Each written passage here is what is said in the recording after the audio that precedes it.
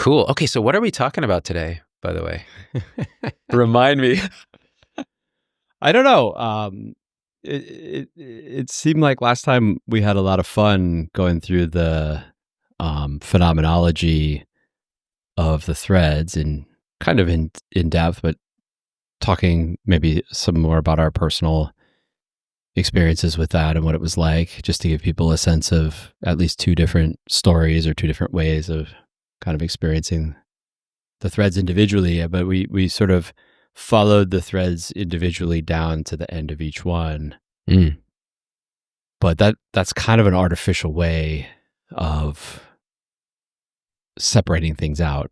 You know, this model does that. The model separates things out in that way in order to bring certain things to light. But it's a little bit like, you know, if you were used to listening to music, thinking in terms of, you know, there's the verse and then another verse and then the chorus and then a verse and then a chorus and then the bridge and then a chorus, right? You're used to listening to it like that. So the Multidharma model comes around and says, well, how about we just like separate out the bass line and listen to that all the way through. Then let's talk about the guitar line all the way through. Then let's talk about the, I don't know, whatever, the piano line all the way through, right? We separate out the tracks and we discuss the tracks separately as separate kind of trajectories or entities. But then I feel like we also need to put them back together. But the model doesn't do that in terms of steps and stages, right? It talks about braiding and integration. And so,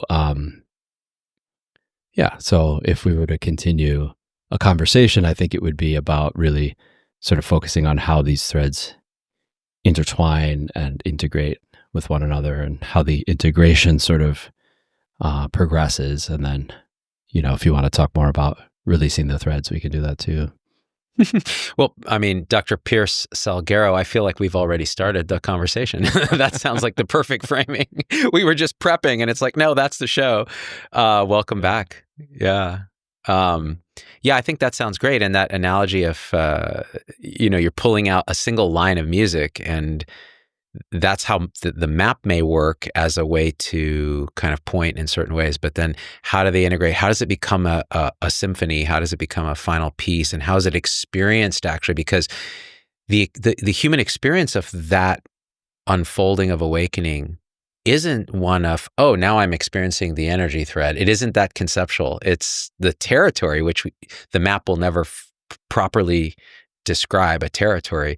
So the question is, can we see kind of how this map ultimately, these different lines of experiential aspects of awakening intertwine?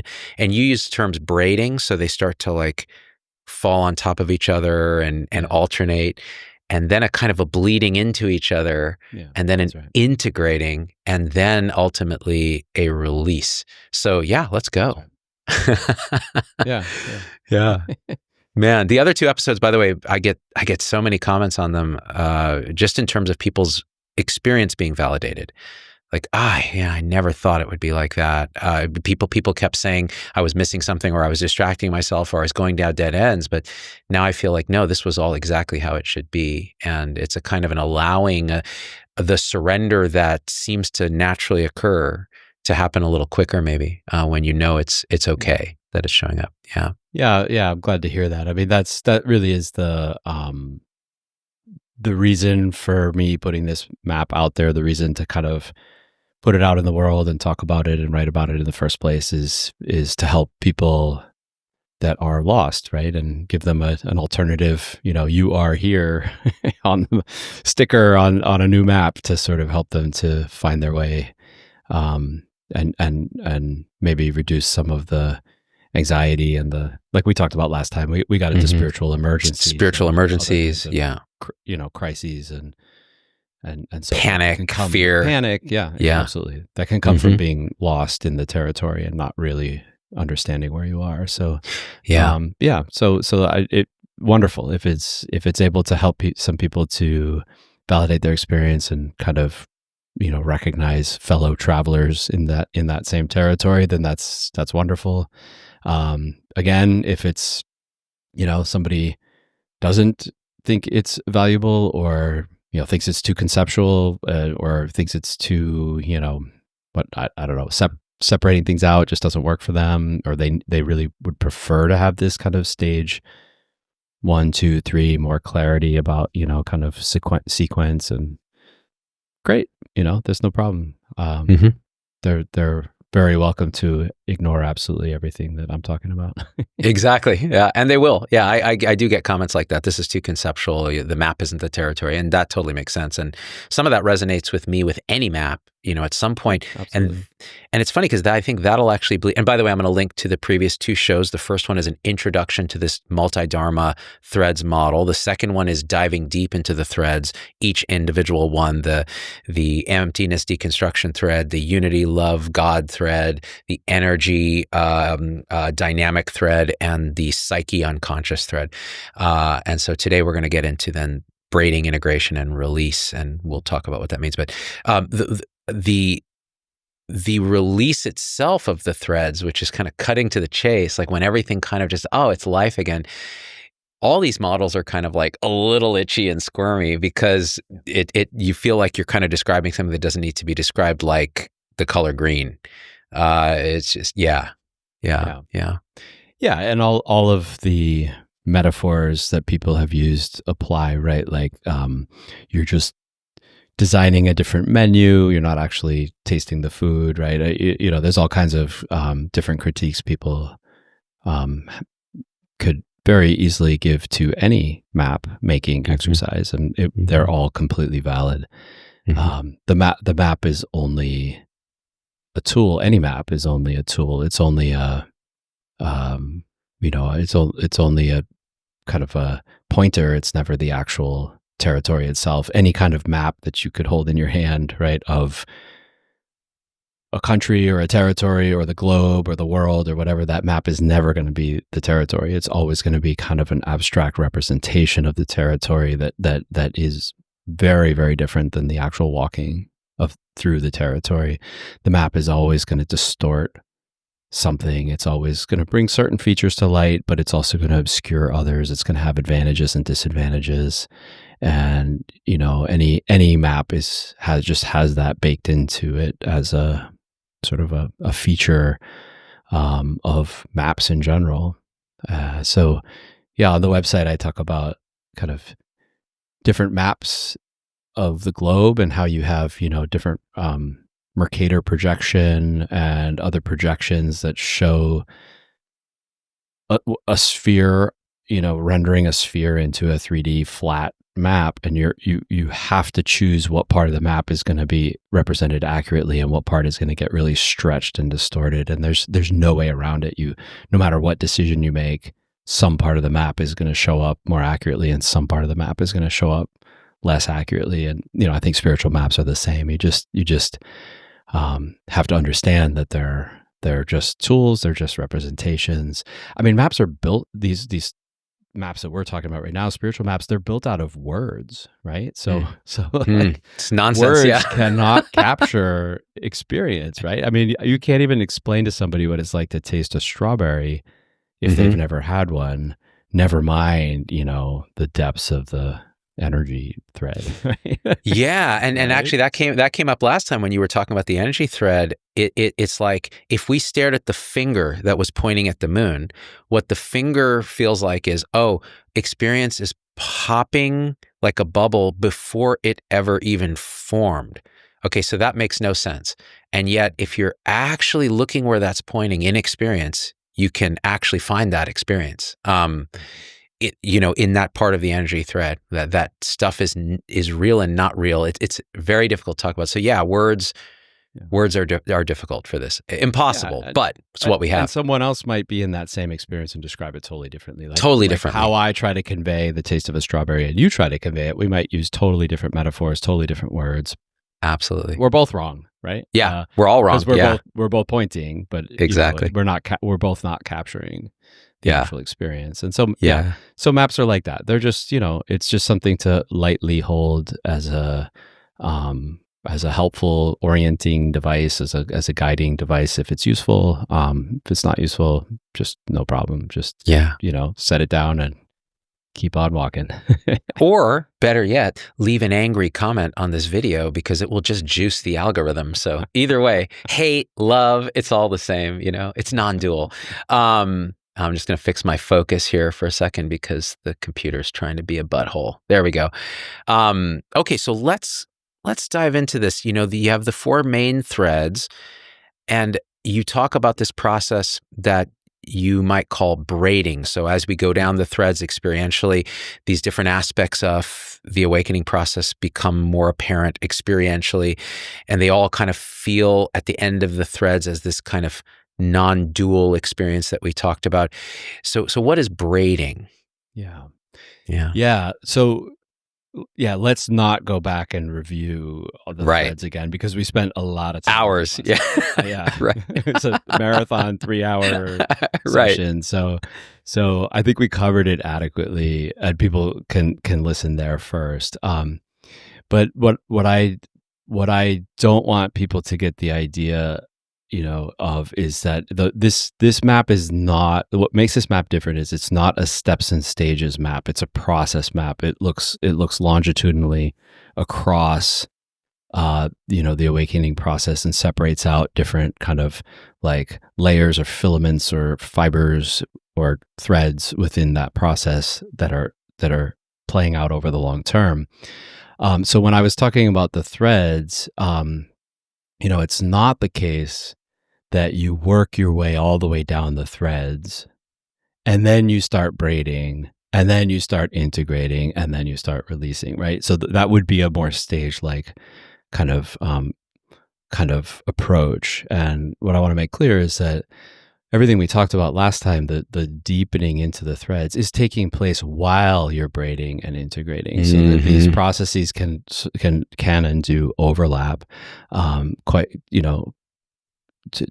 of course, differently for different people. So some people may spend a longer time deepening into one thread and then, braid a little bit more quickly, integrate more slowly. Somebody else might be the opposite, right? They move really quickly down the threads and they spend a long time braiding. To my, in my experience, I think talking to a lot of people, these are extremely variable features, how people move through the process.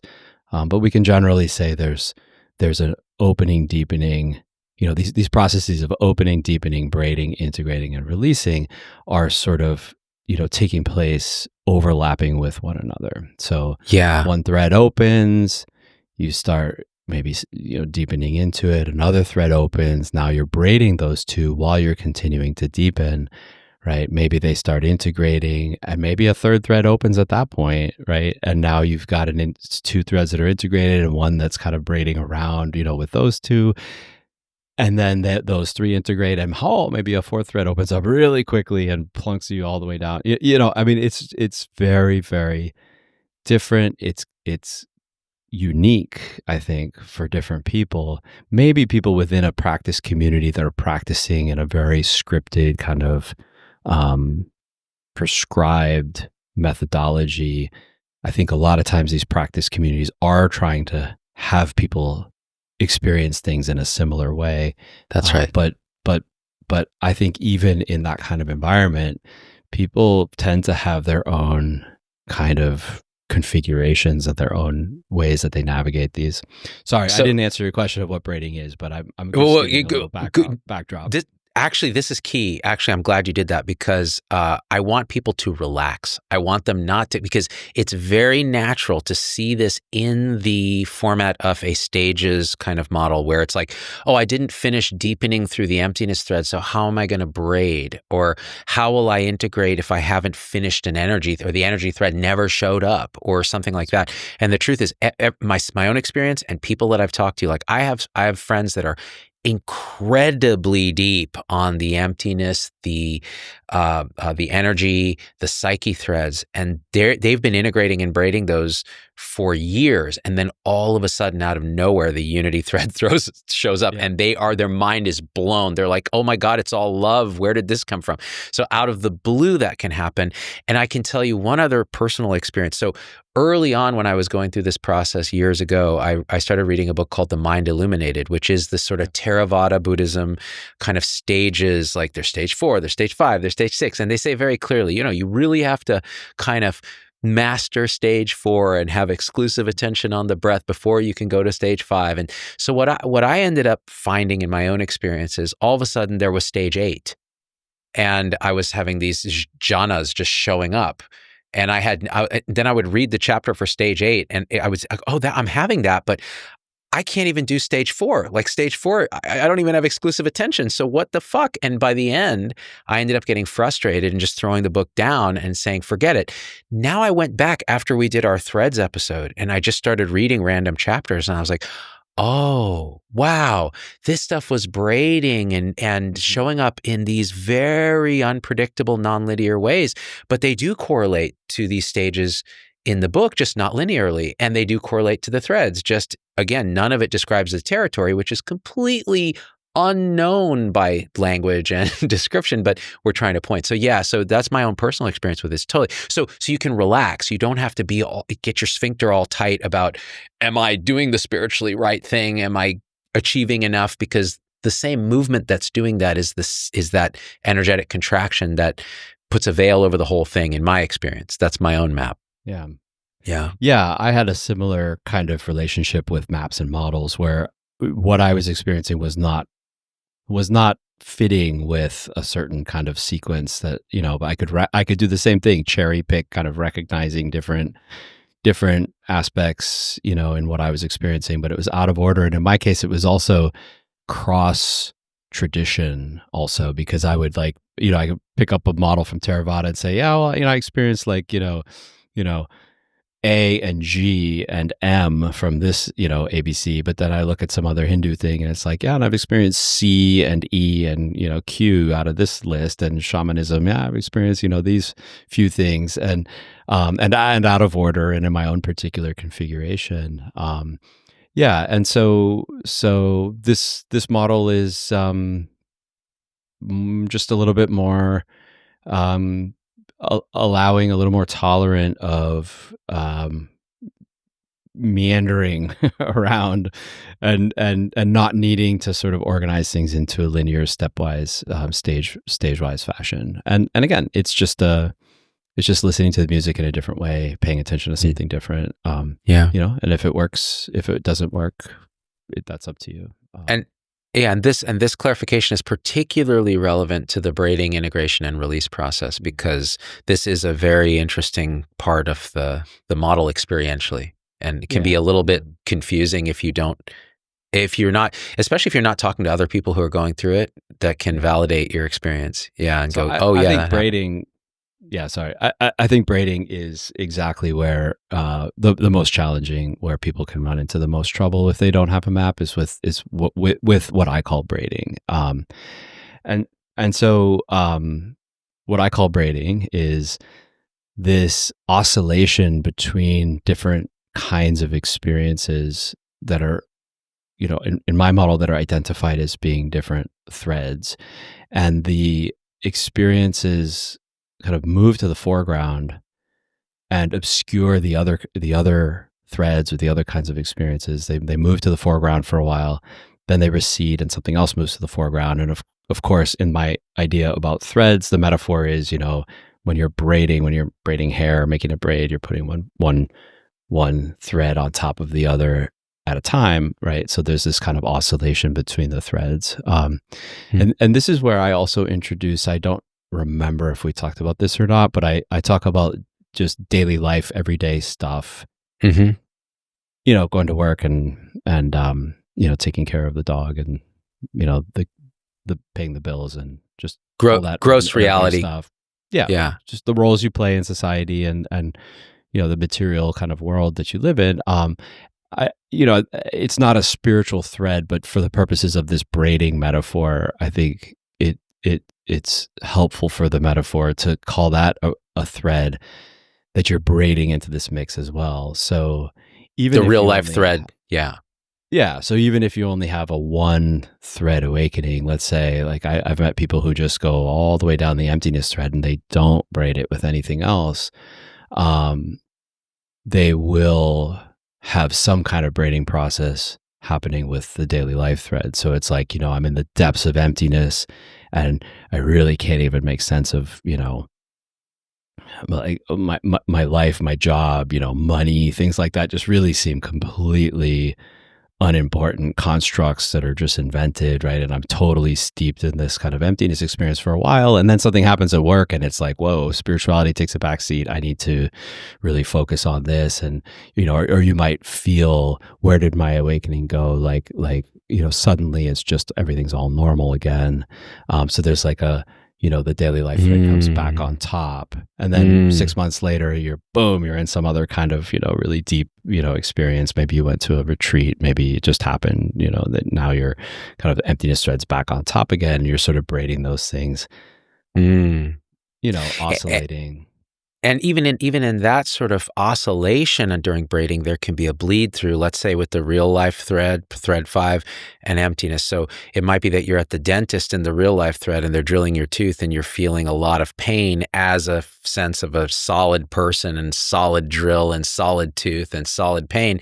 And it might pop that you're like, oh, I can actually access this understanding that things are empty of substance and it's all just vibration. Well, okay, and that's available. But then as soon as the appointment's over, you're back in the car in the solid world and the thread bleed over has stopped. Yeah.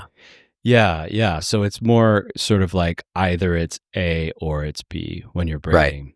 Right. And that's going to give way into what we'll talk about in a bit is integration, where the two, A and B become more and more blended together. So for a while you're oscillating between, daily life versus emptiness, and they seem incompatible. They seem really different. But then over time, it seems to me like the more you oscillate between them over time, the boundaries between them get thinner and more porous, and you sort of wind up having bleed through on both sides, and then eventually it winds up kind of blending together. So we can talk about that in a minute. Yeah. Form is emptiness, and emptiness is no other than form. It ends up just integrating. Yeah. When you're saying that, and it's actually part of your experience, then you are in integration. Yes, that's right. Yeah. Otherwise, you're just in spiritual ego. Well, or you're just reading a sutra. Philosophy is helpful support sometimes, but we're talking about lived experience here. Yeah. Perfect. Yeah, so the braiding process, with just one thread, and I have met people. I've met several. It's a small minority, but I've met several people that have this, one-threaded awakening with the emptiness thread. And even some extreme emptiness threaders, right, are like, oh, my life is over. I'm going to go live in a monastery and just like you live in a cave somewhere and just like leave the world. But even so, you're going to like interact with other monastics. You're still going to have a body that needs to like eat and, go to the bathroom and things like that. So that you can't escape braiding with daily life in some way. That's right. I mean, you can spiritual bypass away from daily life, I guess, for a while, but it's going to catch up with you. That bingo. So just to put another point on that thing, because we see this a lot, especially for some reason, Pierce, especially with emptiness thread savants that seem to really go through that. There is an expression sometimes from them that I have died fully and the world is totally, I'm liberated. They'll use this kind of language, and then they stub their toe and they're like, fuck. And it's everything. And so there is this tendency to try to use that to bypass that life thread. And it really, in my experience, it doesn't work that way. Those are intertwined. You don't get out of being a human is how I've said it. Yeah. And, I think some of that comes, like you were suggesting, from sort of, wanting to escape, like an escapist kind of fantasy of what life could be without without pain, without suffering? What would it be like to transcend the human condition altogether? Right. So some of it can come from there, and some of it can just come from the really astounding, amazing, profound realization that comes from the emptiness thread, which is like, this really is all just concepts and illusory kind of constructions, right? From inside of the emptiness thread, that's really what's going on here, and it really is impossible to really see the reality of daily life and why you might need to sort of pay attention to it, right? So it can be coming from a very honest, just deeply, profoundly realized position. Yeah, absolutely, because it is like that. Yeah, I can. Wow. Yeah.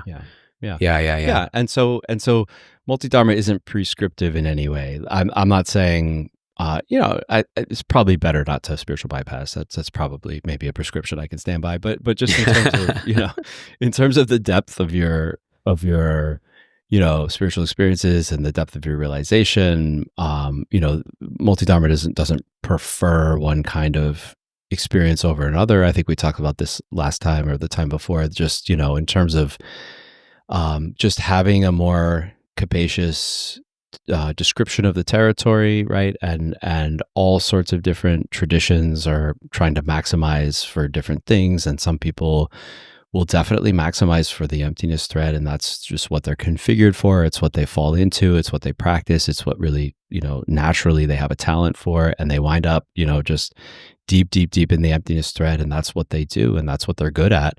And we should celebrate that, just like we celebrate Olympic level javelin throwers, and we don't say that they should have been swimmers, right? We celebrate, diversity of ecosystems. Elephants are being awesome at being elephants, right? We don't expect them. We don't say, why aren't you being more like a giraffe, right? So we celebrate, we celebrate the way that an ecosystem, leads beings to flourish in different ways and in different parts of the ecosystem. And I think spirituality is the same. So somebody who's a real depth, emptiness threader to the depths, who is going to, leave the world to go live in a monastery and really embody and articulate and teach and experience the depths of the emptiness thread. Fantastic. If that's what you're built for, we need people like that out there doing that thing. So it's amazing. Yeah. Beautiful. Yeah. So most people aren't one single threaders, I think, in terms of maybe it's artificial, actually. Maybe it's just the people that I happen to, the people that happen to reach out to me, that I happen to talk to the most, the people that, kind of are most interested in multi-dharma perhaps are the multi-threaders. But selection bias. Yeah.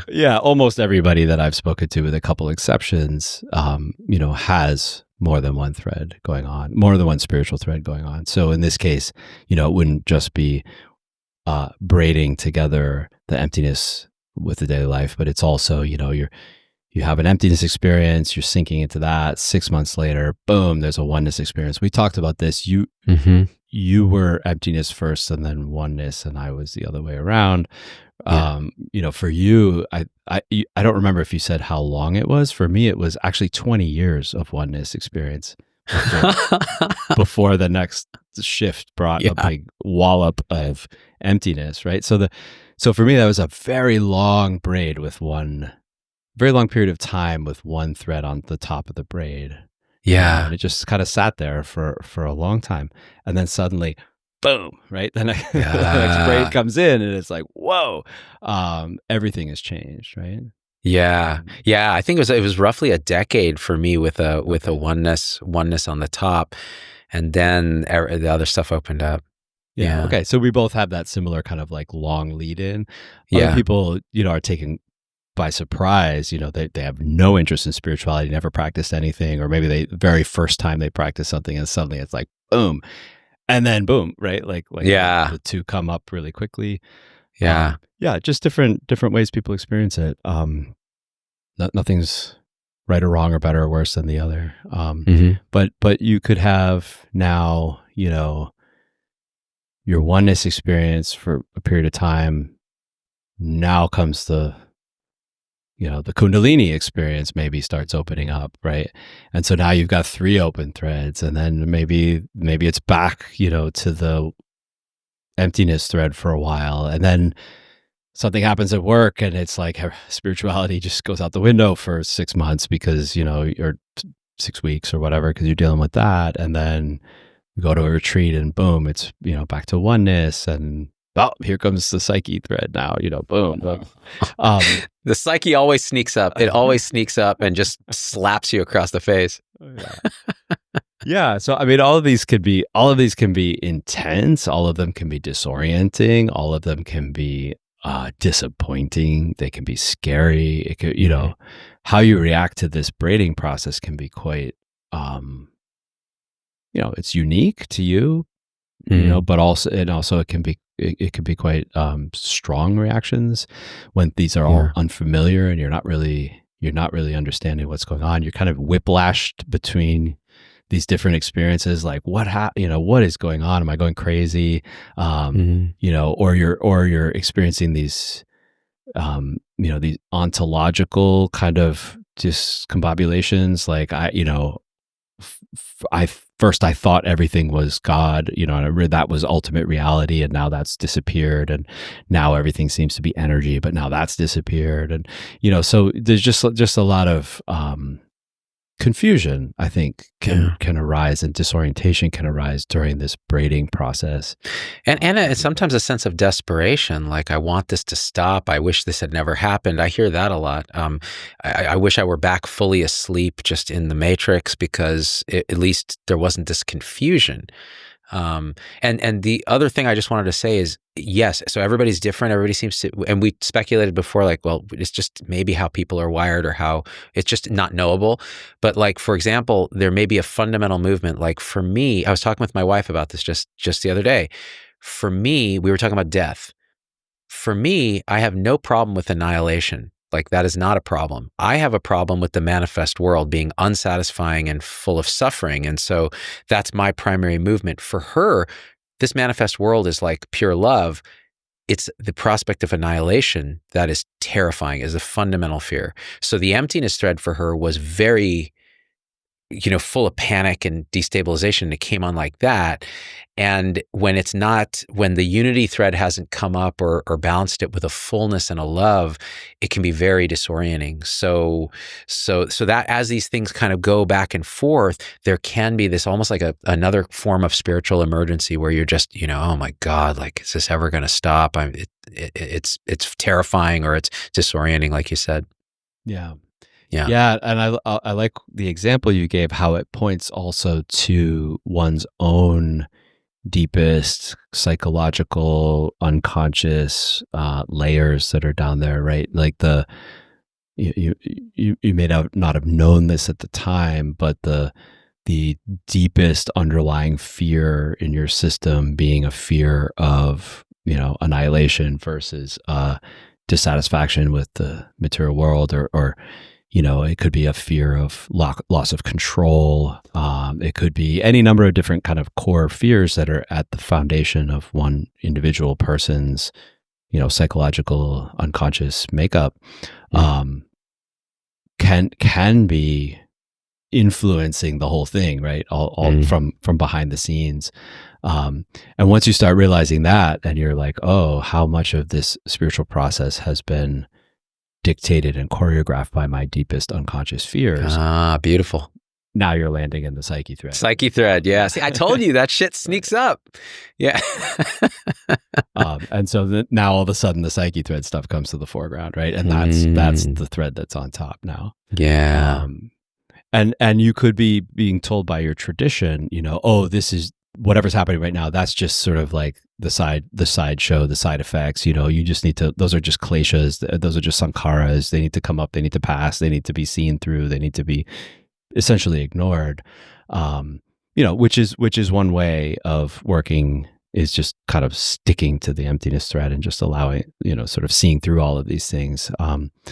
But for a lot of us, we will just be kind of like, be with no choice in the matter, we'll just be sucked into, this braiding process and find ourselves, deep into territory of the other threads and just not able to control this process. And one thing you said last time with regard to the psyche thread, which is it's almost a process of surrender and surrender and surrender and surrender into these unconscious parts of you that show up and allowing them. In a way, today, particularly, I was feeling into this. It's true for every thread and true for the life thread and true for the whole thing, that part of this process as braiding seems to come online is it's a surrender to what's showing up. It's like, okay, now this is cure. So, okay, rather than saying it should be other, it could be other, it ought to be other, it's like, well, this is what's happening. So this is okay. Yeah. Absolutely. Yeah. And maybe just knowing that there's a thing called braiding and that it's an expected kind of part of the territory, and that this is sort of like a known process and that there's a little bit of a map there might help people to accept, okay, I guess braiding is happening now, and that's what's going on. And it's not pleasant. It doesn't make it pleasant, but at least I don't have to, be terrified that I'm losing my mind or something is going on here that's really dangerous and scary. Yeah, or if you're a hardcore seeker, the fear can be, I'm losing awakening, or I'm losing the discipline or the path. I'm off the Dharma is escaping me. That seems to be a common neurosis. Yeah, absolutely. Yeah, where did my awakening go? And just kind of the crushing of the fantasy that an awakening process is going to mean, that I'm going to be more and more happy and more loving, and my whole life is going to get better and better, right? From the more I practice, the better it's going to get. Like that kind of fantasy being crushed, right, in this process of braiding. Devastating. Can be devastating for seekers, for hardcore seekers. Yeah. They're looking for, and a lot of times the seeking is triggered by maybe a trauma or a difficulty. And so when the truth is you can't escape all of it, you have to surrender to all of it. All of it is this as part of that, braiding integration. It's like, oh, that can be a big paradigm shift for people. Yeah. A letting go, a grieving, even a sorrow. Yeah. Yeah. And I think, I guess it goes hand in hand with surrender. Maybe it's the flip side of surrender, is to have a sort of open curiosity towards what's coming next, right? Because as long as you're clinging to what happened before, and where did my awakening go? Where did my oneness go? It was so, delicious, and I want it back. And that's all I'm sort of thinking about. And I'm desperately trying to do all these practices in order to get back to the oneness that I had, last week. As long as you're doing all that, you're not actually sort of paying attention to or being open to what's actually coming next, or what's actually here, with this next with the next weave of the braid. So braiding, just the concept of braiding, might help people to attune to what's here now. Like, what's this next thing? Right. And so hand in hand with that too is another interesting phenomenon that showed up for me where, meditation fell away for quite a while. It was like, no, it was something I was doing obsessively for quite a while, having these experiences of emptiness, sometimes energy, not so much oneness in meditation. And then that just falling away, being replaced maybe with the life and the psyche thread. And then the sense that I've lost something, like, oh, I used to be able to sit for 5 hours in meditation, and now it's just not even a possibility. I can't do it. And the sense that something's gone wrong, something's gone off the trail, my awakening has been derailed, et cetera. And I think knowing this model, if I'd known it then, I would have said, okay, what's next? What's next? What's next? Yeah. And you're pointing to something skillful, which is, adapting your practices also for the braid, for the thread that's on the top of the braid. So in your case, it sounds like you kind of went all in on certain practices during one phase, and then all in on other kinds of practices during other parts of the braiding. For me, what I did, I tended to have a whole suite of practices that I was doing kind of throughout. I as a new thread opened, I added more practices instead of swapping. But I would sort of cut down on, say when emptiness thread is not on top, I would cut back on the time spent doing those kinds of practices and maximize the time spent doing other kinds of practices, just sort of in a more fluid way. But I always kept a sort of this suite of this diverse kind of range of practices going that were sort of working on multiple threads simultaneously, just to kind of keep the doors open on the other things. That sounds like a good way to approach it. Yeah.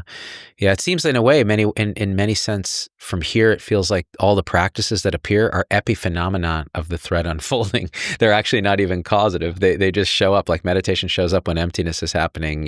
Yoga shows up when energy is happening. Yeah. I do think you're right about that. They're for me, the practices gave the space in my day and the opportunity for the experience of the thread to really come to the fore, right? So like when the emptiness thread was on top, sure, you can perceive emptiness.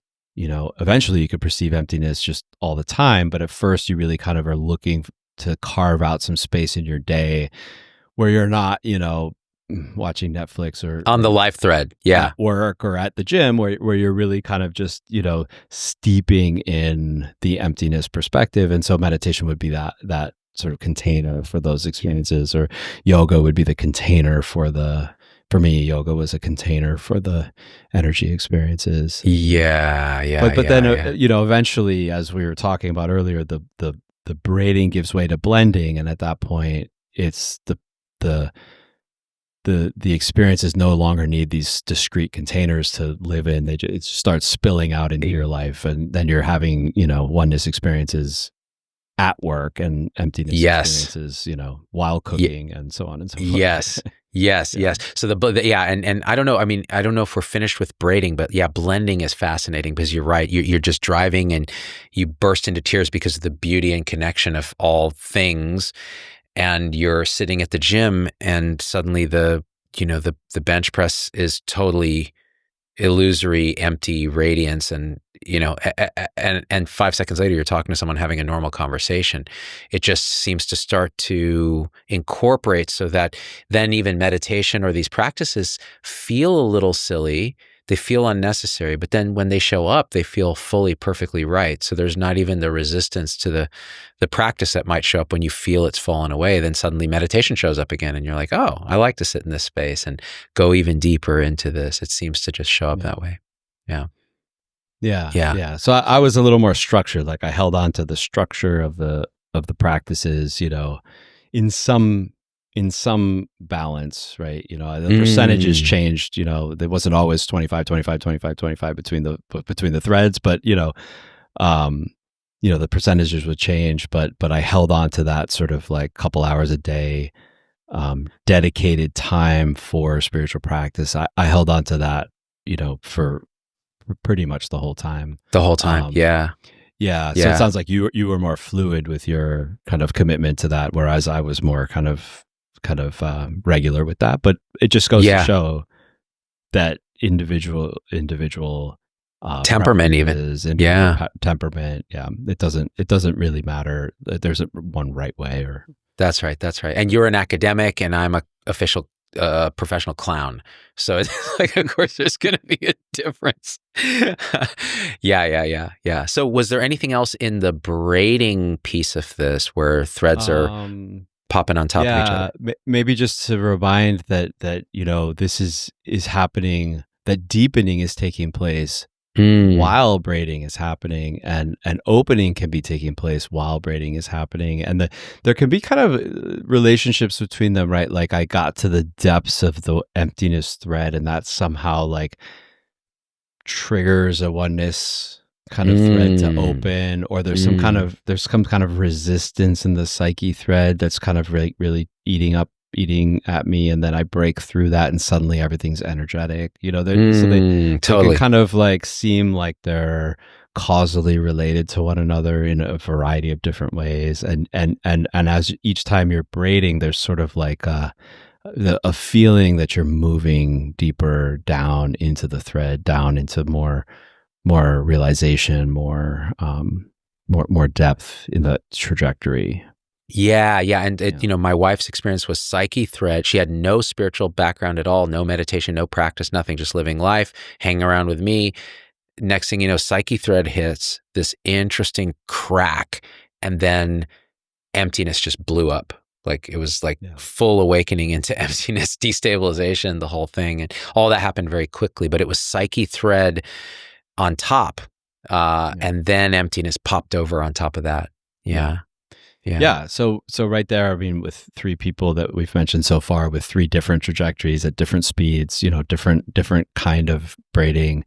And so, the model, it doesn't prescribe one way of doing it. It doesn't say one's better than the other. The model isn't useful for that kind of thing. The model is useful for sort of people being like, oh my God, what's happening with me? And the model is like, okay, there's a thing called braiding, and it doesn't matter which order it happened in, it's still sort of on the map. So braiding is happening, and those guiding questions that we talked about in the first episode that we did together, right? Guiding questions can help to sort of move down, or to help to pay attention to the braid that's on top, and can help to sort of like sink into or deepen into that particular thread that's on top. Those guiding questions, are targeted towards sort of the perspective of each thread, and helping to kind of shift gears into that thread. So I really want to emphasize that, because, and just very quickly to review, in the emptiness thread, the guiding question might be, what is still solid or feels real here? And upon investigation, is it? Is it so? In the energy thread, it might be what still feels static, non-dynamic, non-effervescent in a way, and is it on inspection? Is it? And that goes for every phenomena, including the awareness of the phenomena. So you can turn that into subtler and subtler things. In the unity thread, what feels separate or not, or apart in some way, and is it on investigation? And in the psyche thread, what is unwelcomed, unresolved, unaccepted, unhealed in my own being, and is that really the case, Kenny? Yeah. Did I get any of that wrong? No, that's perfect. And they don't need to be, I'm not saying that needs to be sort of like a formal structured inquiry. Like formulate this question in your mind and repeat it 7 times. Who am I? Who am I? Who am I? Right. Yeah, exactly. It's not that kind of Advaita style self-inquiry. It's just like an orientation to feel towards, or, if you're doing meditation, meditate kind of in that direction. Or if you're doing inquiry, inquire in that direction. If you're doing yoga, feel in that direction. It's just sort of like a suggestion for what general direction to take with your practices towards those, dissolving or deconstructing, unifying, dissolving, or welcoming. Oh, that's a good, I like that. Yeah. So even this morning, meditation showed up. My wife and I are sitting, we're meditating, and the energy thread seemed just to kind of dance for some reason. And probably because I was thinking about, we were going to do an interview today, and energy popped up. And the natural movement was, so what's here that's still solid? What's here that's still non-dynamic? And there was just a natural movement. There's awareness, that's dynamic. There's this, oh my God, everything is completely dynamic. There's nothing static. It was the nature of impermanence in every moment. And so in a sense, that was a useful orientation, but I wasn't sitting there going, what's dynamic? Like asking an inquiry question. So inquiry can be very natural feeling in that way. Yeah. Exactly. So however that shows up, however those guiding questions make the most sense, and however they show up sort of in the moment for different people, there will be great, and it'll be different for everybody. So everybody, yeah. But just in a natural sort of easy way, incline towards those, and then that'll help the braid, whatever thread's on top of the braid, to sort of like deepen into it, and kind of sink into it, and allow it to show you what it's showing you, allow the next thing to happen, whatever the next thing will be. Beautiful. And so the braiding process, it is also a deepening process. It overlaps with the deepening, right? So and it overlaps with the opening. Like new threads can open, everything's deepening. But let's say over time, and how long it will take, we can't know, right? Everybody will braid however, whatever length of thread you've got, you'll braid it until the braiding is done, right? There's no kind of like predicting the length of the time or the number of knots in the braid. There could be 25 different times that you had to braid the thing, or it could just be 3. It could have taken decades. It could have taken, a couple of weeks or months. But at some point, people will start to notice the blending of the threads is starting to happen. So blending of the threads is kind of the movement from the oscillation between things that really seem incommensurable. It really can't, emptiness and my daily life are totally different. I don't see that. I can only do one at a time. I can't do both. I don't see how they can possibly relate to one another, or emptiness and oneness, or, and then Kundalini comes and it's like everything's out the window, right? So it's this oscillation between things that are just seen as being incommensurable, not fitting together, impossible to square with one another, gives way to a sense of kind of like paradox. I think is it's like, oh, they're kind of somehow they're both true at the same time in some kind of mysterious way that I can't really conceptualize or put my finger on. Seems like they're two sides of the same coin in some way that I can't quite explain. And then that sort of paradoxicality, if that's a word, kind of gives way to just sort of like, oh, of course they're the same thing. Like, yeah. How could it be otherwise? Yeah. That's like full integration of those. So my experience has been when these threads blend like that, this becomes the most difficult to articulate almost of anything, because someone will be, a friend will be, or a spouse will be deep in the emptiness thread, having a degree of a little bit of panic or despair about the complete annihilation of everything. And you might perceive it as, oh, but love and emptiness are not two. They're really the same, and I can't tell you why. I can't say a word about it. You just have to trust me. And they're like, I can't trust anything because nothing is real. So it becomes this almost insurmountable chasm to try to communicate across. But experientially, it's very clear until, like you said, Pierce, it becomes so obvious. It's like, how could it not be? How could they not be the same? They're the same, even though they're totally paradoxical to the logical mind or to words. Yeah. Yeah, and you're right. Like this is the rational thinking, kind of words, is never the right tool for any of these states. Yeah, let's say that 30 times. Processes. Exactly. Never the right tool. But it's never the right tool. Clearly the wrong tool. It's like obviously the wrong tool here. Yeah. Because you can try to articulate, the depths of the threads. You could try to articulate some of the realizations of the threads. I mean, people can be quite skillful at that. I'm always super impressed when I hear somebody, kind of speaking articulately about these things, and it's like, oh, those words are just like beautiful, right on, like exactly on point, as close as you could possibly get with words, but completely off base, right? Totally wrong. Yeah. Yeah, totally wrong. But yeah, when it comes to like articulating integration or the paradoxicality or even the full integration, it's just like those words cannot make sense in any way of speaking, because you're articulating opposite things and saying that they're the same, right? And it just it just cannot make sense rationally at all. But yet we do have these great, very, very powerful teachings from different traditions that are articulating this and have been saying this for centuries. So we have these kinds of models, like, the Heart Sutra you mentioned earlier, emptiness is form, form is emptiness, emptiness is form.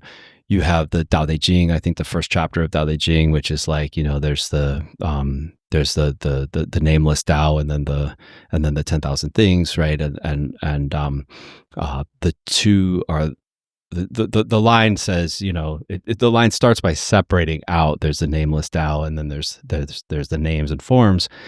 And then it says the two are the same, and that is the mystery, right? And so we have these great articulations from the traditions of this paradoxicality, this mystery, and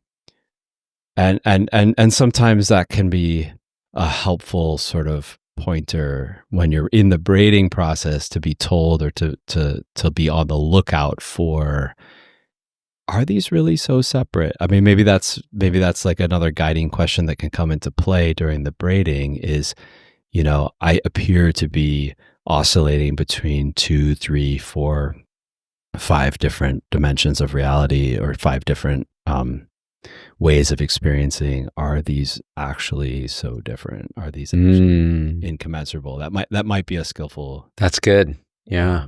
During braiding. Direction. Yeah, braiding and blending. Yeah, and what you said about mystery becomes increasingly a loud element of this, where it's felt that the paradox can only be resolved by understanding experientially the fundamental unknowability from a mind standpoint of what this is. So it's just unknowable, but it is reality in that sense.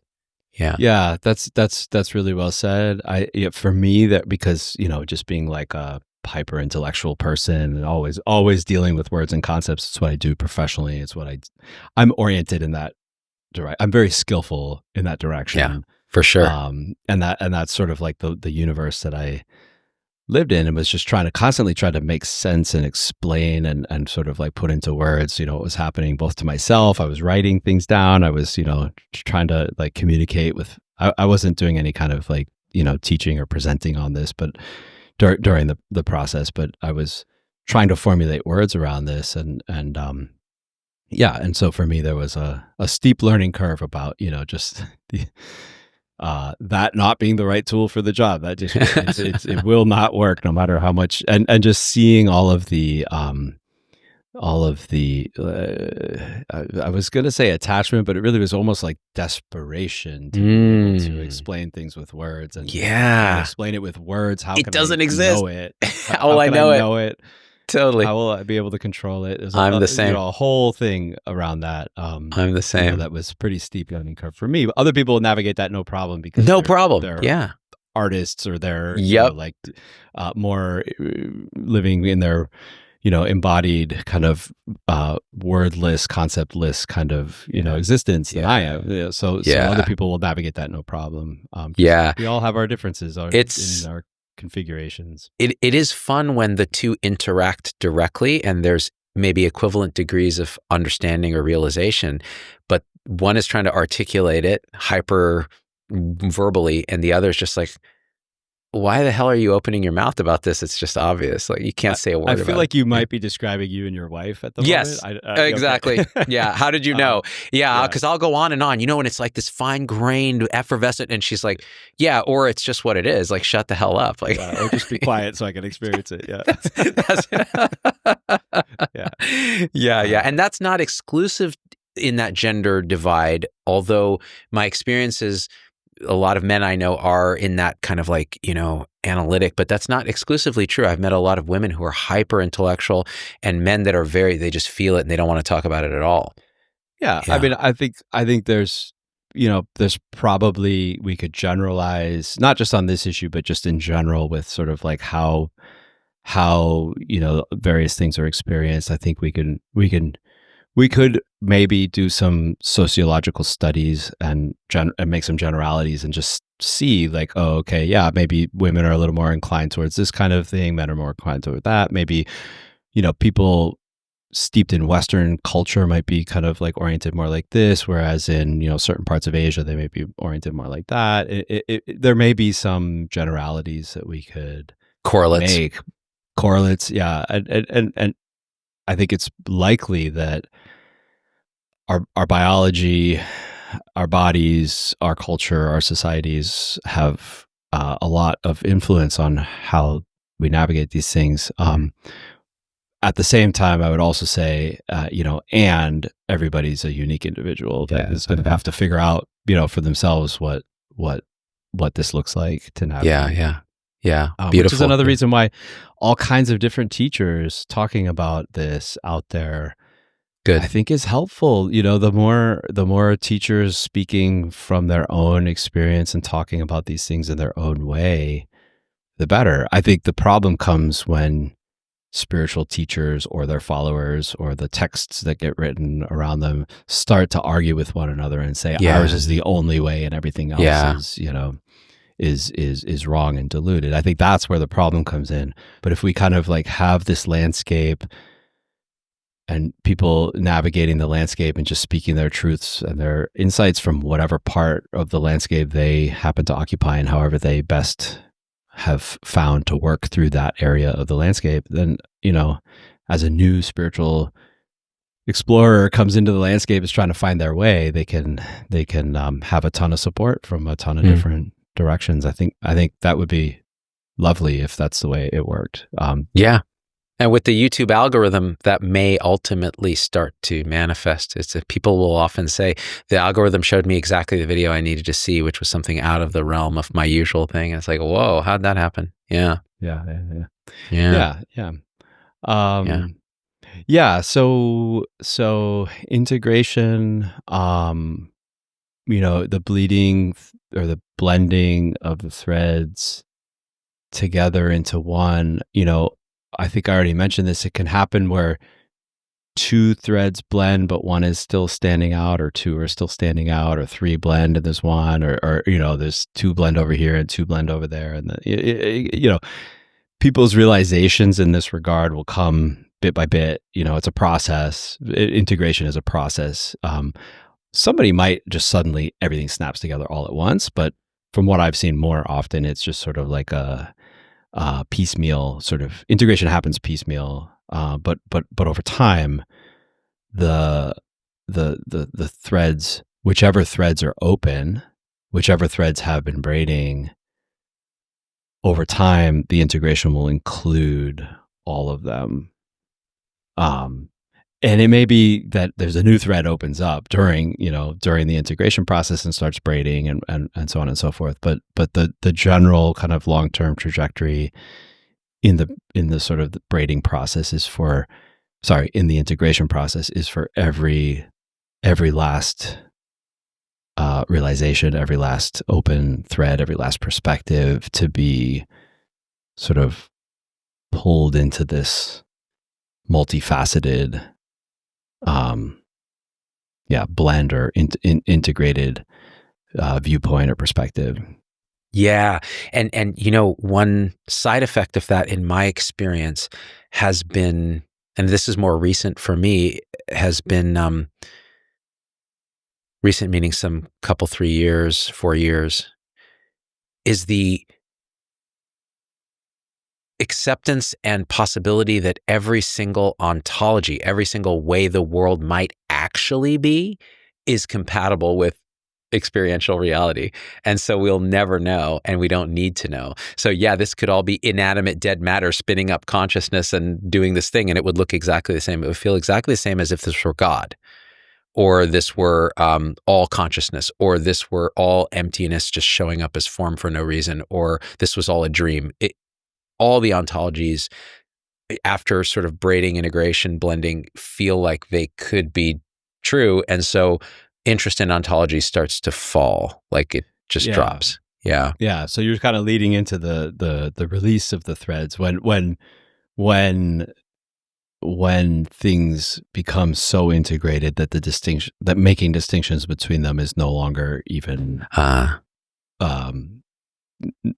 no longer necessary or desirable, even makes sense, right? Then the threads can start to drop. But I think it would be useful to take what you were just saying, rewind it back to braiding, or individual threads into braiding into integration, because there's kind of three things that we were talking about: ontology, identity, and perception. These are kind of like the things that I think about when I think about what is awakening. It's a dramatic shift in those three things. So, when you're in the oneness thread and you're deep in the oneness thread, an ontology of, everything is consciousness. The whole universe is only consciousness, and everything arises in consciousness, or God, or awareness, or whatever word you're using there. If it's a unity idea, then it's a monism. It's coming out it's of this one oneness thread. It's an ontology of monism, or it's an ontology of oneness. But then you're braiding, and so then emptiness comes, and it's like, ultimate truth is there's nothing. These two are incompatible, incommensurable. I can't fit them together. But then you start having integration happening, and you're like, oh, somehow everything is empty, but everything is completely empty, but somehow it's also God. Exactly. and that's a ontology version, or that's a tracking ontology, but we could track identity through that transition, which is, if you're doing identities, if you're making identities in these threads, when you're in the oneness thread, it's like, I am God, right? Or I am the universe, or the people say, or just I am. Just I am, or I just amness. Yeah, right? amness. This whole thing is just like amness. And I am that, right? Yeah. And then in emptiness, it's like, oh, there's no self, right? There is no self. Or in energy, let's say, just to add a different thread, it's like, and it's the pulsation of the universe coming, in and out of existence every nanosecond, not ever actually arising, but it's all this dance of the goddess, right? And I am that goddess, or I am that energy. So if you're creating identities out of it, in the braiding process, you're like, but what am I? And then in the integration process, it's like, oh, I am all of those. I am the emptiness. I am the oneness. I am the energy, right? I am the birth and death of the universe. I am God. I am also nothing, right? And you're interweaving that with the daily life thread. You're also, and I'm just little old Pierce going to work, doing his thing, right? Doing my shit. Yeah. That's beautifully said. So ontologies and identities. So how the world is, ontologies, and then what am I, identities, along the threads as they start to braid. And then what was the third thing you said? It was perception. Perception. So how you're seeing reality, right? Because we keep talking about this. This isn't just a intellectual thought-based kind of awakening process. Is not just like a thought-based exercise. It's actual perceptual changes. So when you're in the emptiness thread, it's like reality is empty. It's like mirage-like, or it disappears altogether, but it's like has this kind of like, not really present, kind of deconstructed sort of way that it shows up. Meanwhile, in the energy thread, it's all this, like we were talking about last time, champagne bubble sort of, fizzy kind of pixelated sort of, dance, right? And so just to continue the transition from, braiding to integrating, it's like braiding, it's like either I see it one way or the other. In this experience, in this meditation experience, I see it like that, and then I go do my, Qigong practice and I see it like that. But in integration, the perception gets combined together. So it's like you're perceiving things through the thread simultaneously. So it's both, I can see how, everything is glistening with this kind of energetic quality to it, but it's also like it's also just in my own mind, just kind of a concept, and it's also, each one of those little flickers that don't actually ever arise is like so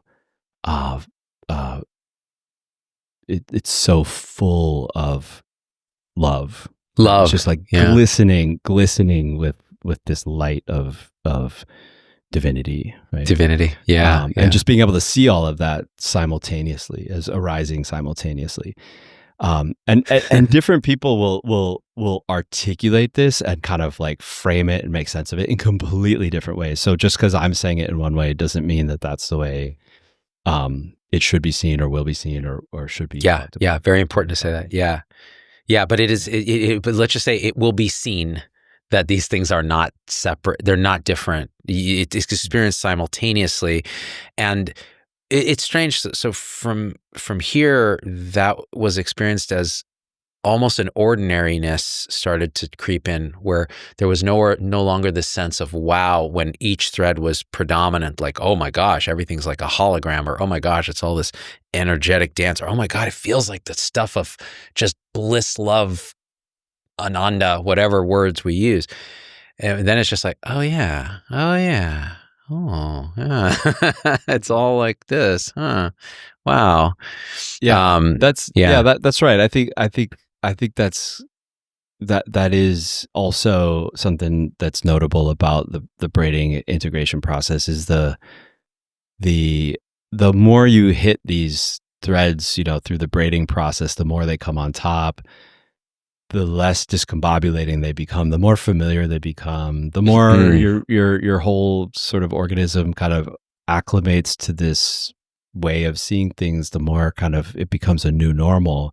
So somewhere in integration, right, these things are just becoming like, by that point, they're just so familiar and so so normal that it's becoming less and less significant in your experience. It's there, you're seeing, maybe the fascination is about oh wow, they're so paradoxical. Like I know them both really well, but I never noticed how they're actually the same thing. Might be interesting for a while, right? But even that becomes more and more familiar, less and less noticeable, right? So we're moving towards the full integration when it's just like, this is all just the norm and it's no longer that interesting, right? But it's a process, and you have to give it time to sort of play out in that way, right? It's almost like, to use this analogy with your map, like you have the life thread 5, and then you have like, emptiness and energy and unity and psyche kind of dancing on top of that thread, and they seem separate. They braid, they dance, then they start to actually color the life thread, so much so that now there isn't a place to stand apart from the truth of each of the threads, and the life thread is colored, is actually made of that, emptiness or energy or unity, or it's all conditioning, whichever thread's showing up. Yeah. If somebody wants to make like a animated visualization of what you just described, it'd be badass. Exactly right. It's exactly right. The way you said it, you had sort of like the life thread as like the maypole around which everything else is intertwining. That's also the way I kind of thought about it in my head. I don't think it's the way I wrote it in the book, but when I sort of envisioned it in my head, I also had that sort of idea as well. It's somehow the daily life thread is like the axis that everything else kind of braids with and then integrates into. I think just because it feels that way from here, but I could imagine it could be totally different for other people. Yeah.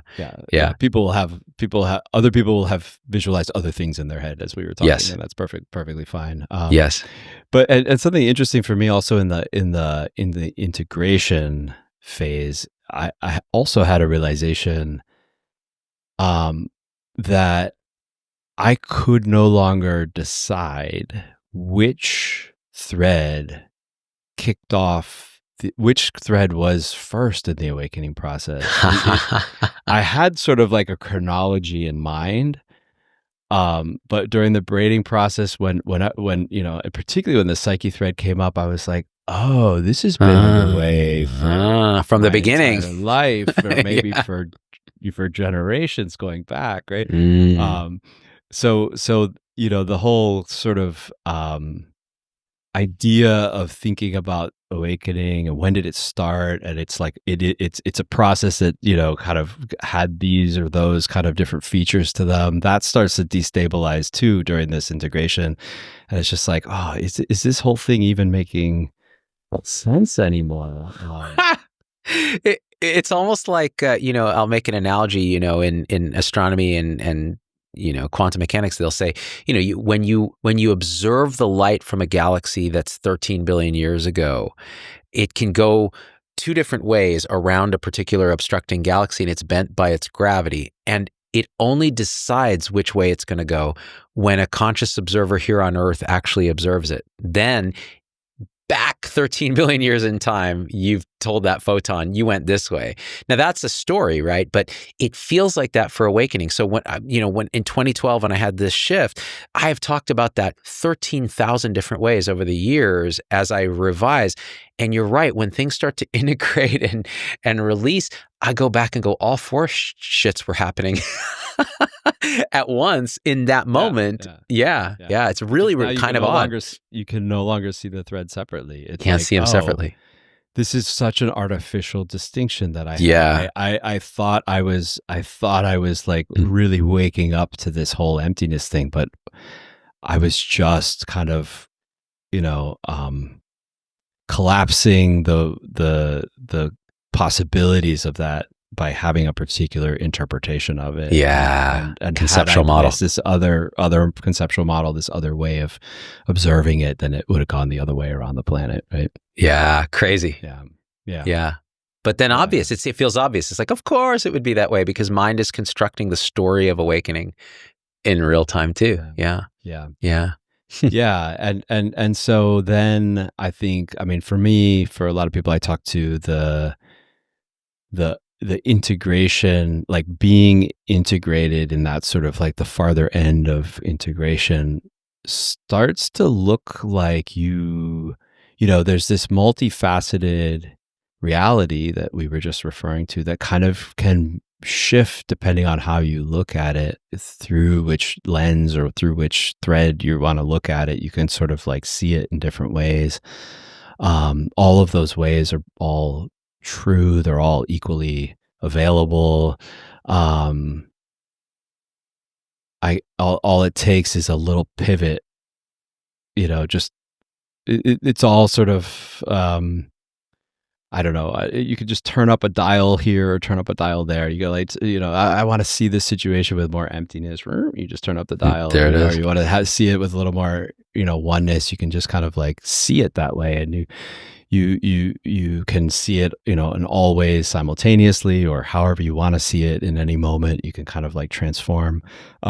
It's a very bewitching, you know, kind of state, right? And you definitely feel like you're enlightened, like you've got, like, you know, master of the universe, because you could just like, you know, pour on the God or pour on the emptiness, or you know, like really like dissolve this whole thing into energy, just like at will, sort of see things however you want to see it. I don't know if that was your experience, but a lot of people talk about it like that. It does. And for me, it would show up as just laughter. I just start giggling, you know, in the middle of something, because I'm realizing, oh, it's this, and this, and this. And just depending on how I'm looking or you can't even say there's a tension anymore. You can't say any of that. You just see from a polyperspectival vantage where all the perspectives and then you start talking in that way, even about your life thread. So you might say, you know, even politically, all the angles can be seen. You can see it all. You might prefer this, but you can see the whole thing, which makes it harder to get really pissed off and stay pissed off. So it actually bleeds into the life thread too, in my experience. And you know, in this situation you were just saying, like, I don't necessarily want to get into politics here, but like, let's not do that. You know, you can not only see all of the different, you know, perspectives, kind of like how different beings take different perspectives on stuff, but you know, you could all just hold the whole thing in a field of like compassion for total love, suffering that's created here. You can, so you see how beings are constructing worlds, right? So that's like the emptiness thread. And then you just like can just see the whole realm of suffering that beings create for themselves with politics and arguments and so on and so forth. And you can empathize with every single, person in that whole sphere as some form of suffering or another.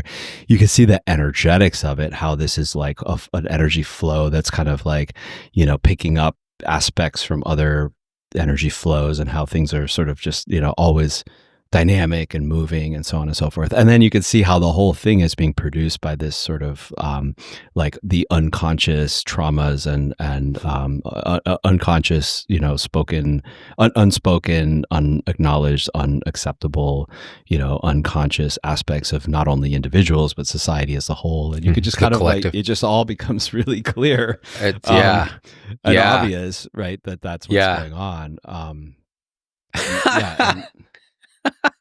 I just have to say, so like, I'll do a live show on Facebook or Instagram, and people knowing my platform from before will ask me questions about vaccines or medical politics or this or that. And I find I almost have to recuse myself, because I would have to inhabit almost a 360-degree view in every conversation that I have, or else it feels either incomplete or pointless. And that probably will change and pass, but it has been a shift. Whereas before I could stake out a stand and feel it. I'll talk about suffering later, but I'm curious if you've had that experience at all.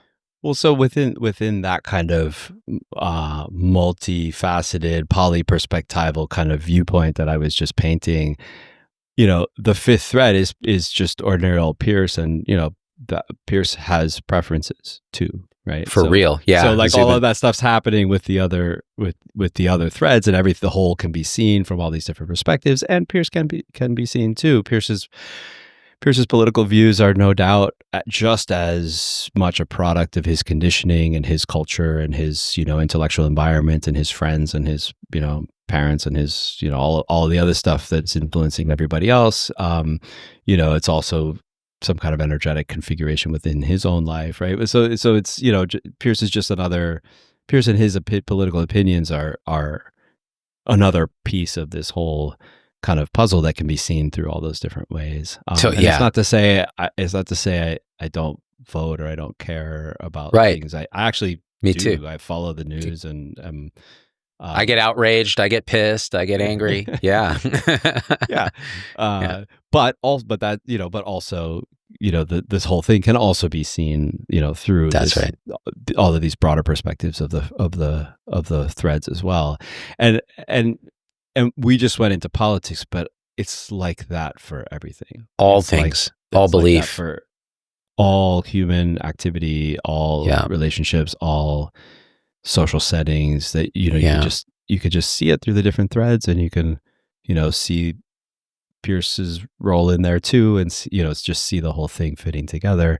And then from this really integrated place, you can also choose to kind of like I would choose to just like, okay, I'm going to produce like a field of love for this, because that's what feels right to me in this situation, is just to hold it all in a field of oneness thread style love. Or I'm just gonna like, it's just all concepts, I'm just gonna see it as empty, right? Yeah, that's right. I'm gonna bypass it into emptiness. Yeah, exactly. Yeah, that's beautiful. And so touching on that oneness piece, one thing that's come up for me that seems interesting is, now when I see human suffering, before, along the way, I would feel it as my own suffering, or it would be a very empathic resonance, like, oh my God, I see why it's happening. I see the causes of it. I see the interdependency of it. And it's just this excruciating suffering, and it feels optional and so on. Now what seems to happen is, when suffering like that is perceived, it is made of and met with this complete unity love. Like, it feels simultaneously like sorrow and love. like combined. And it's experienced like that, which is in many ways like a huge relief for me, who used to feel it so personally. Now it's felt in this container that again feels like love, for lack of a better word. And yeah. I mean, for me, like that's a good articulation of like a oneness thread kind of viewpoint for me. I always think there's two sides to the heart, right? There's the pouring out of love, and there's the broken heart, and it's like a bittersweet quality. It's the same thing. It's just kind of, I guess two sides of the same coin, right? Of the open heart is both. And just from that open-hearted oneness kind of perspective, I mean, it turns out like every last thing that's ever happened has always been love in disguise. It's always been some kind of love that was happening there, and from that perspective, that is an experiential reality, right? Absolutely. Of course, then you could just easily apply the emptiness perspective to what I just said and say, well, that's just concepts, and that would be true as well. Yeah. It's just an energy, right? There's just an energetic kind of an energetic kind of movement behind that. There's we can always and you could say all the spiritual path has reconditioned my conditioning to see things in that way. So it's a psyche thread. Yeah. There you go. Yeah. Exactly. Yeah. Doesn't matter though. Yeah. So the integrated person is like is becoming really fluent with these ways of seeing, and really kind of, integrating them into daily life, and being able to, transform the daily life into this field of engagement, and field of, compassion, and a field of, wisdom, right? In the ways that you choose to engage with the environment and the people around you. And it just really feels, and still deepening, right? I actually usually find, not always, but that people's experience of the depths of the threads actually are happening within the process of integration. Like, say it another way, like you don't get to the end of the threads until they become start to integrated. Yeah. I think that makes a lot of sense. Yeah. And I would say this too, like you were talking about wisdom and how we might live in this way, that itself deepens and fucks up at times. So you're still gonna, there's no perfectionism here. Like there's no ideal spiritual realized being that's walking around going, okay, I nailed it. I'm integrated. These threads we'll talk about thread release. Like I'm perfect. I never screw up. It's like, no, there's still the psyche thread causing conditions. There's still all this stuff plays out, and it deepens, and it doesn't seem to stop. It just becomes increasingly ordinary. Yeah. Yeah.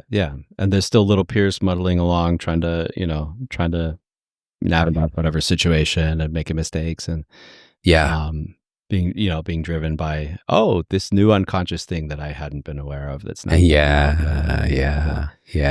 and so in integration, things can get really. Maybe we should have talked about this at some point earlier than this, because it seems to me that the further into the integration process you get, especially with the daily life thread, that kicks up all kinds of new psyche shit, and all kinds of, like, particularly in families, particularly in workplaces, and kind of interpersonal relations and stuff like that. Like deep in the integration, it's not at all like you're just like like sage at the top of the mountain or something. You're just like, if you're actually integrating the psyche thread and the daily life thread into this awakening process, you probably are dealing with a whole bunch of really difficult interpersonal, personal, shit coming up and through it. I'm so glad you said that, because for me, it's been like that. It's almost like that stuff couldn't have arisen with old us. It could only arise during this integration because there's a welcoming, there's an opening, there's a deepening, and then there's new stuff, and it shows up, and then it has to interact with this welcoming, deepening realization, and it's totally unique. It's like never happened before, and so it can feel almost at times like I've said this even recently, like, holy shit, like, I don't know what's going on. Like, this is total unknown. Like, how is this even happening? But there is a sense of like okayness, like, yeah, this is how it goes. Partially, I think, due to all the integration that occurs already. But that's been my experience, even recently. Yeah. So, and why does that happen? I mean, a lot of the barriers and defenses that have been put up to not see those things or to not allow those things to come through, those barriers are falling. They're either being emptied out, they're being blasted through with love, they're being dissolved, into the field of energy, or they're being just seen as being, constructions of your own conditioning that have been holding you back. And so, the separations and the barriers and the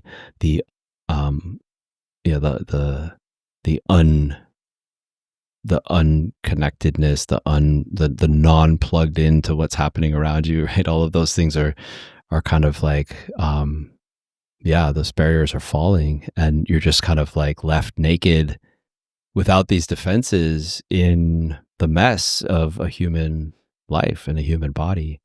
And it's no wonder that traditionally they said, head for the monastery.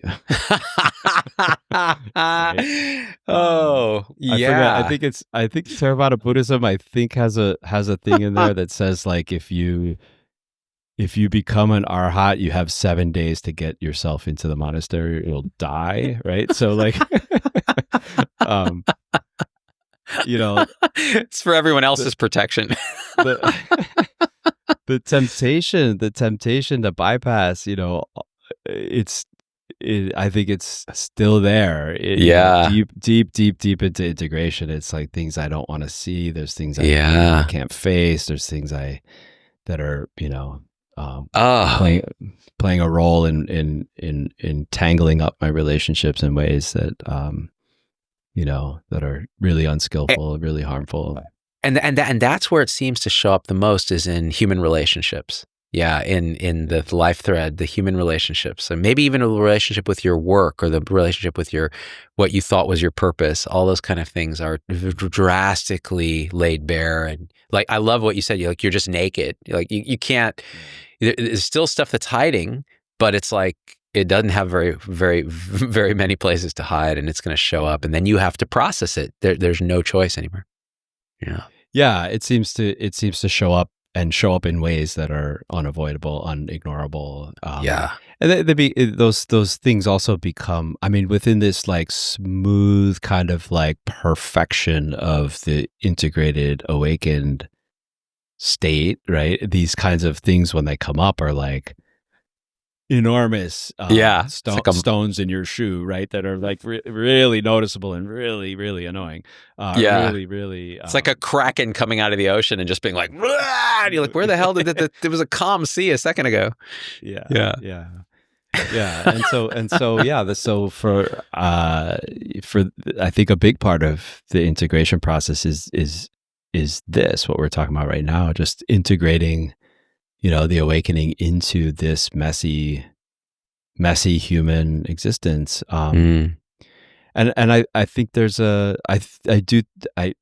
I know we talked about this before. I can't remember which conversation, but there are these fantasies that the traditions hold out to us about what, the superhero perfection will look like, the superheroes of the threads, what they'll look like, and these kinds of charmed lives and of bliss and no hardship that they will experience. And I think, in my personal opinion, one of the things that needs to happen with the integration into the daily life thread is the realization that those are myths, and the realization that, human existence, just ordinary human life, ordinary humanity is something we're going to integrate into this tapestry that we're weaving, not delete out of the tapestry we're weaving, right? Like it will never be deleted out. It's about integrating it. And it can't be like, oh, I'll integrate it as this perfect little thing, because that's not what human life is about, right? It's going to be, I'm going to integrate this I'm going to integrate that little Pierce, like, in his little life. I'm going to integrate that in with all of the warts and all of the ugliness and all of the things that I wish weren't true and all of the suffering and all of the unpleasantness and all of it. It just can't, it can't be selective integration. It has to be the whole shebang.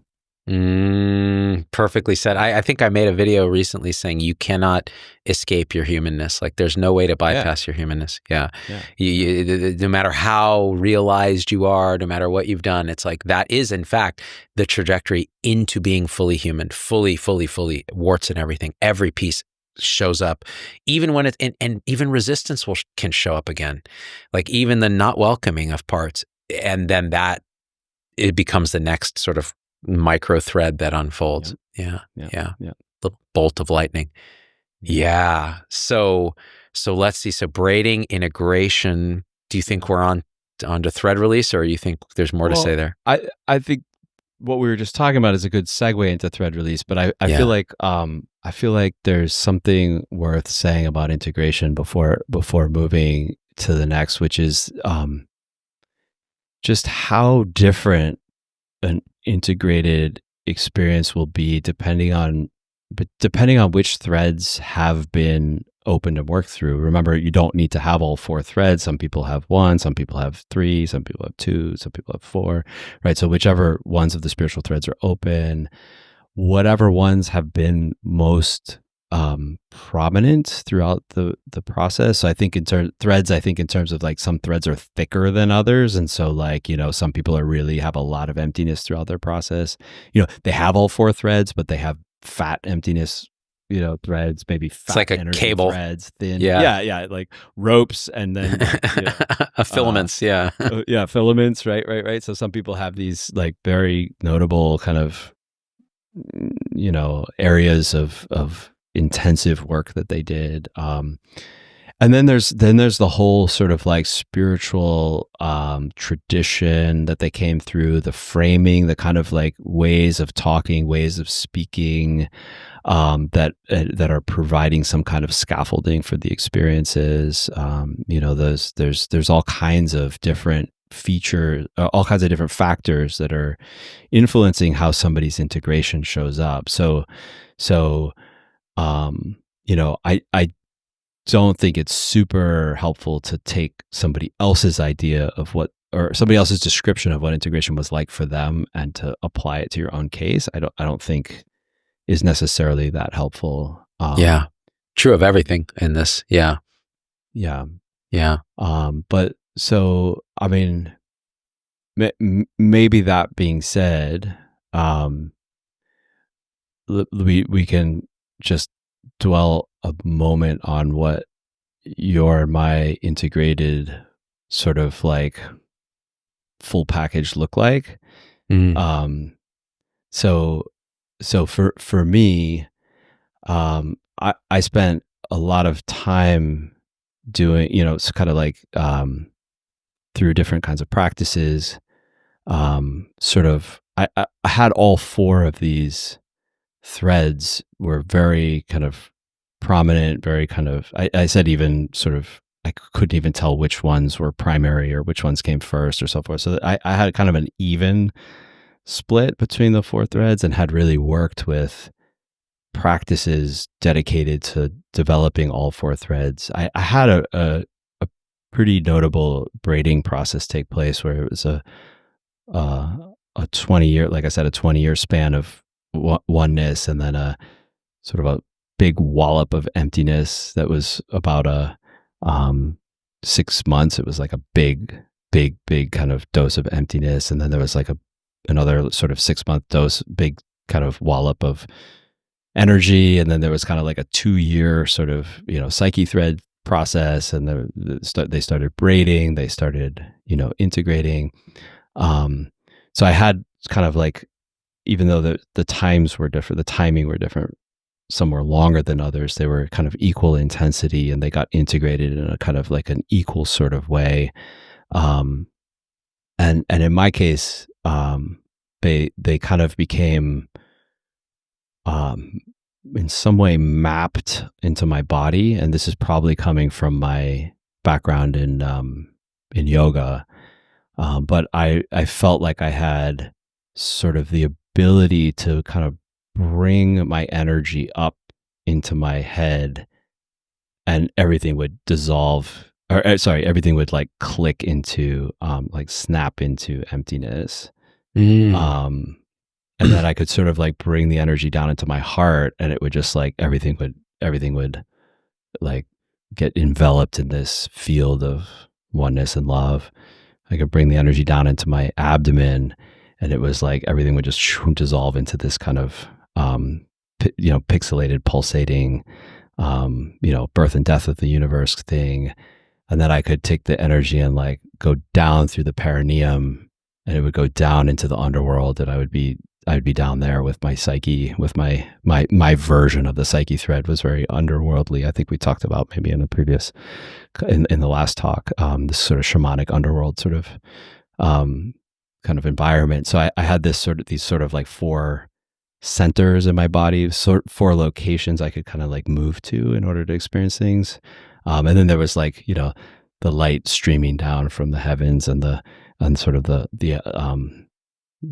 earth, and the darkness of the undercurrents, like kind of coming up from below. So it was this whole sort of like integrated picture that experience I had of my own kind of embodied spiritual kind of integration, that was very visceral and very kind of like in the body for me. Other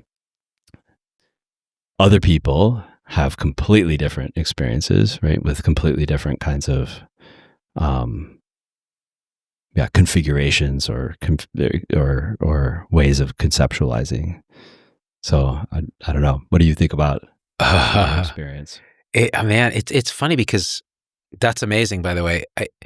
There's something about me that seems to, like, this seems to resonate when people describe their own experiences the way you just did. So I could actually track and feel all the points that you were actually describing. And so for me, what seemed to show up, like, it seemed to start with a kind of a popping into there isn't a me in this way, that I thought, that popping out of narrative self, kind of emptiness thread for quite some years, and reading a lot and kind of integrating a lot of conceptuality around emptiness. But then the practices started more in earnest in the last, 5-6 years, meditation retreats, etc. Then energy really started showing up. Oneness popped through in a particular retreat where it was just like, it was mixed actually a little with energy. Kundalini and love felt the same in some sense. So there was almost like a strange braiding that was happening even as energy was coming online. And then that seems to happen. And then there's only been formal energy practice, like in terms of yoga and energy movement, in the last 2 years. And so now it was very insidious. It was quite subtle. I just started to notice that it no longer took effort or thinking or attention to experience the different aspects: emptiness, energy, love, or psyche. Oh, and psyche showed up over the last 2.5 years, like extremely hard. And everything felt like it was just kind of unraveling. And so then what started to happen is I just noticed that there was a seamlessness. And when anyone would talk about any of this, I could go exactly where they were, like almost instantly. And so very realized people that I knew thought I was extremely realized, because I could feel and inhabit that realization. And in my mind, of course, the doubting mind was like, you're not awake at all. You don't even know what the hell's going on, because it felt like it started to feel ordinary. So those magical experiences started to just ordinarify. And then I started noticing it's integrating into life in these very subtle ways. And then the aspect of it that we were just talking about, where now the things that I couldn't hide from are showing up, and they're showing up in these like semi-catastrophic like explosions of psyche stuff that intertwine with energy, emptiness, and love. So those are all aspects of the flavor of a traumatic psyche event happening. Like it may feel like energetic love but also entirely self, like there's no self doing it. And all of that kind of just seems to be a one kind of happening. So it's been actually so disorienting in some ways that when you and I started connecting and you started pointing at, that maybe this is integration and some thread dropping and stuff, I was like, oh shit. that actually kind of makes sense. And so some of the disorientation started to settle down because, like you, I'm very conceptually oriented, so I like to have a container to say, yeah, this is okay, even though it might feel, a certain way. Yeah. Yeah. Thanks for sharing that. I might have put you on the spot, but you weren't expecting it. But no, it was good. I like that. Yeah. Sorry. What you just said, what struck me, I mean, of course, like the messiness of it and stuff like that. Like I just explained the kind of like neat, organized picture that I arrived at the end, because it was a mess. I used to say it was like I felt like I was like trying to land a plane and I lost both engines and the whole thing's on fire, and I'm that just sounds like, right. Like that sounds right. I was getting jealous. I was like, Pierce, the whole plane is shaking, and am I going to live through this? I'm not sure. Is kind of the way it was at the time. Totally. But one thing that stood out to me, just having talked to a lot of people, and in the thing that you just said, one thing that maybe is, it's definitely different than my experience, is your receptivity or empathic kind of connection with other people's descriptions of experiences, and how you would be able to attune to that and just kind of like snap into it really readily. I have met a few other people who have that kind of, that's what their integration looked like. Was mine was more like I decided to bring my consciousness to here, and I got the multidimensionality sort of more on tap, right? I could just kind of like more willfully do it, but I have talked to a number of people who have this experience that you have, which is more, in the presence of other people, or like you're just able to pick up on their vibes and click into onto their frequency. It's something I haven't actually, I don't have that particular skill or orientation. A lot of the people that I do talk to that have that kind of thing happen to be healers. They happen to be, and they use that, or spiritual teachers that use that to like meet people where they are and then sort of like guide them from that place. So anyway, I just thought I would mention the. Oh, that's cool. Yeah. It is strange because for a while it even felt like, am I a total fraud? Am I able to experience this, in the absence of other people? Because I would actually seek out people that I knew were very clear in emptiness or unity or energy. And just being with them was like, oh, this is obvious. And then what I realized is more lately in the last year or so is what you were pointing at, which is, oh, if I just, there's centers, you're right. Like if I put energy here, if I put attention here, everything is love. If I am here, it's like, it's a much more empty connectedness, almost an energetic thing. And then down in the gut, it's just, indescribable nothing. And the psyche stuff seems actually, it's more here for me, where everything is just seen as interdependent causes and conditions that I'm not doing. But that was more recently being able to notice that. Yeah. Yeah. So like we were saying earlier, there's no right or wrong. It's no like there's one template for everybody to follow. There are traditions that have templates, and I think the chakras is one particular template that a lot of traditions use in different numbers of chakras, different ways. The dantians in Taoism, these three centers. So there are definitely templates out there for integration, like how to install different kind of multifaceted aspects of integration into your system in different ways.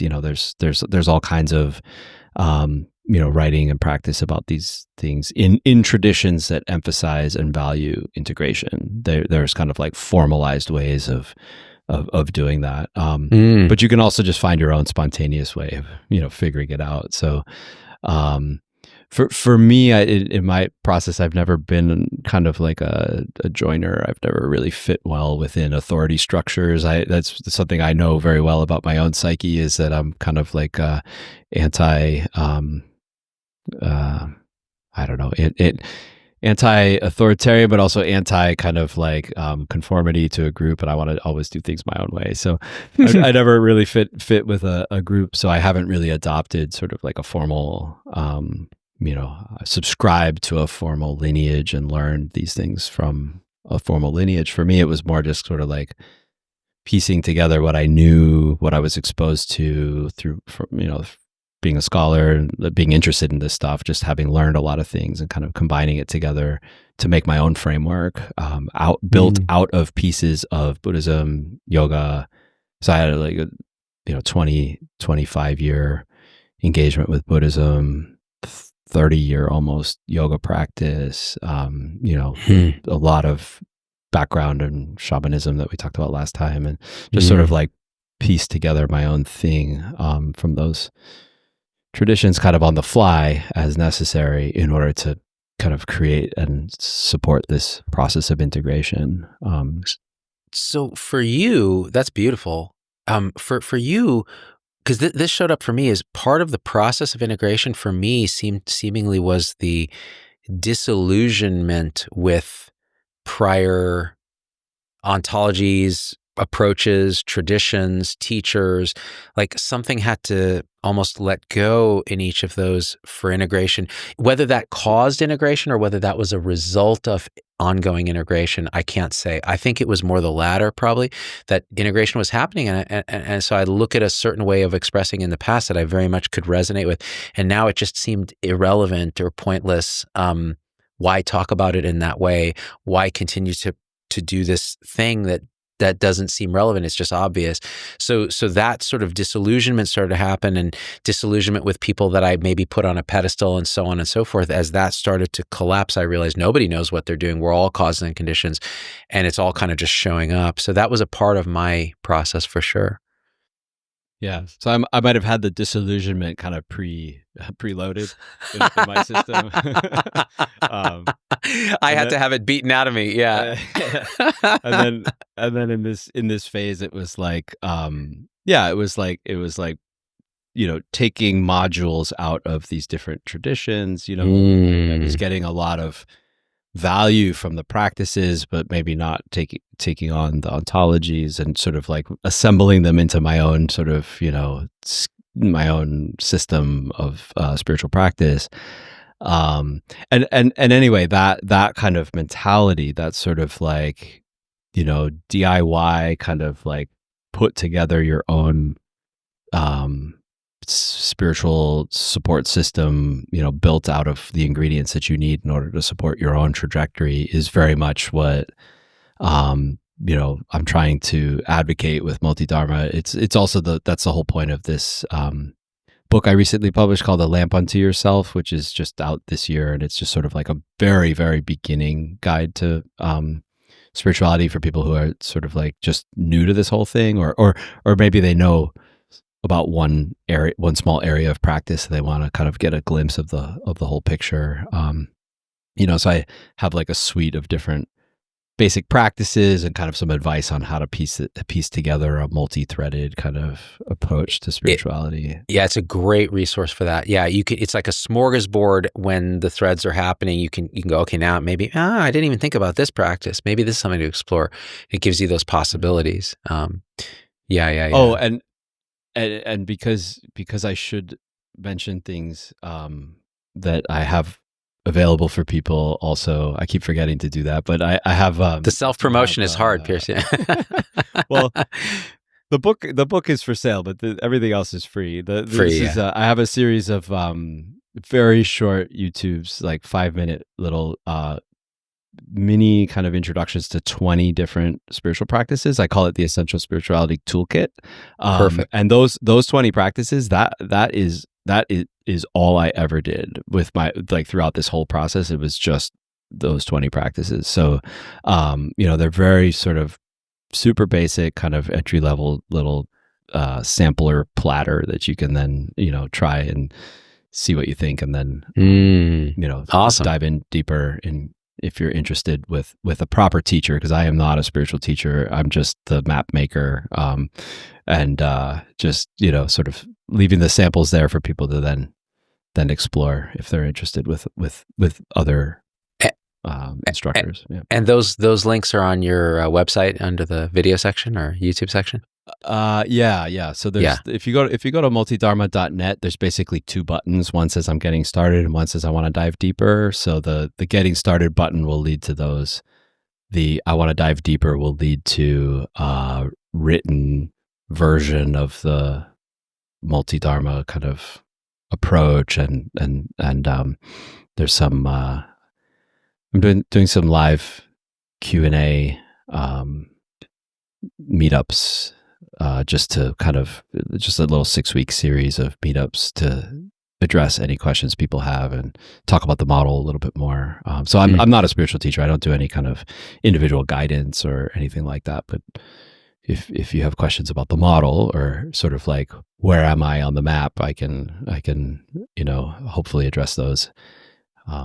Beautiful. So that's in the I want to dive deeper section. Awesome. And all these links are, those links, perfect. Those links will be in the show description and in the previous show's descriptions, as well as links to the previous shows. So thread dropping, are we there? Yeah. Yes. Let's move on from the self-promotion and get to the no self-promotion. Right. Yeah. So I mean, like I said a minute ago, I think we've already started to kind of like, get into the thread dropping territory. So again, these aren't stages. Like, it's, you got to complete, level 15 before you move to level 16. So, they're just kind of, they're just processes, and what we were just talking about happening in the depths of integration. So one thing is that these experiences that used to be so notable, dramatic, overwhelming, even, becoming more and more familiar, becoming more and more sort of normal, becoming less and less differentiated. They're blending together, so it's even hard to say what exactly is emptiness anymore, because it's so blended together with my experience of oneness, so blended together with my experience of psyche, right? So I they're less and less standing out as discrete, kind of notable ways of seeing. And I think, that's already sort of kind of a process of letting go that's starting to take place there. And so the kind of movement in release, in thread release, in that process, the movement is towards these experiences being so integrated into the kind of way that one is, and the so integrated into your experience, into your way of experiencing, that they really stop standing out as something being notable to talk about, that they stop being in any way extraordinary. It's just sort of like complete. Did you use ordinarify as a word? I guess earlier. So yeah, I kind of like get that. ordinarified. They become so ordinarified that it's they cease really to be of any kind of importance whatsoever. And I think we talked about this in detail in the first conversation that we had. So maybe the metaphors that I used there would be helpful. People can go listen to that. Of course, it's just pointing. It's not an actual description of the territory. But in the same way that I don't go around thinking and reflecting and marveling and wondering about how integrated my thumbnail feels with the rest of my body. And wow, isn't it just like amazing that my thumbnail is like, so interesting and, so notable, and it stands out so much. Yeah, I don't think about my thumbnail in ever really. I mean, unless there's a problem with it, it's sort of just like there in the background, but it's not something that stands out as worthy of notice. Or the hum on the refrigerator, when the refrigerator is humming in the kitchen and I've been there for an hour, I'm not hearing it anymore. In some similar way, I think the threads become so kind of integrated and so ordinary that they just kind of fade from experience and aren't really noticed anymore. Yeah, another analogy might be like driving a car. The first times you do it, you're just amazed by everything. You're like, oh, I got to make a left to cross traffic. You're paying attention. Everything is kind of remarkable. The way the steering wheel feels, the brake, all of it. And then by the end, it's just like, whoop, whoop, whoop. It's all just happening. And you don't pay attention. In fact, if you do pay attention, things get a little weird sometimes. Yeah. And I mean, and that leads into one of my favorite metaphors for this, which is the kind of the flow state that athletes or musicians get into, right? Because I was a professional musician back in my 20s,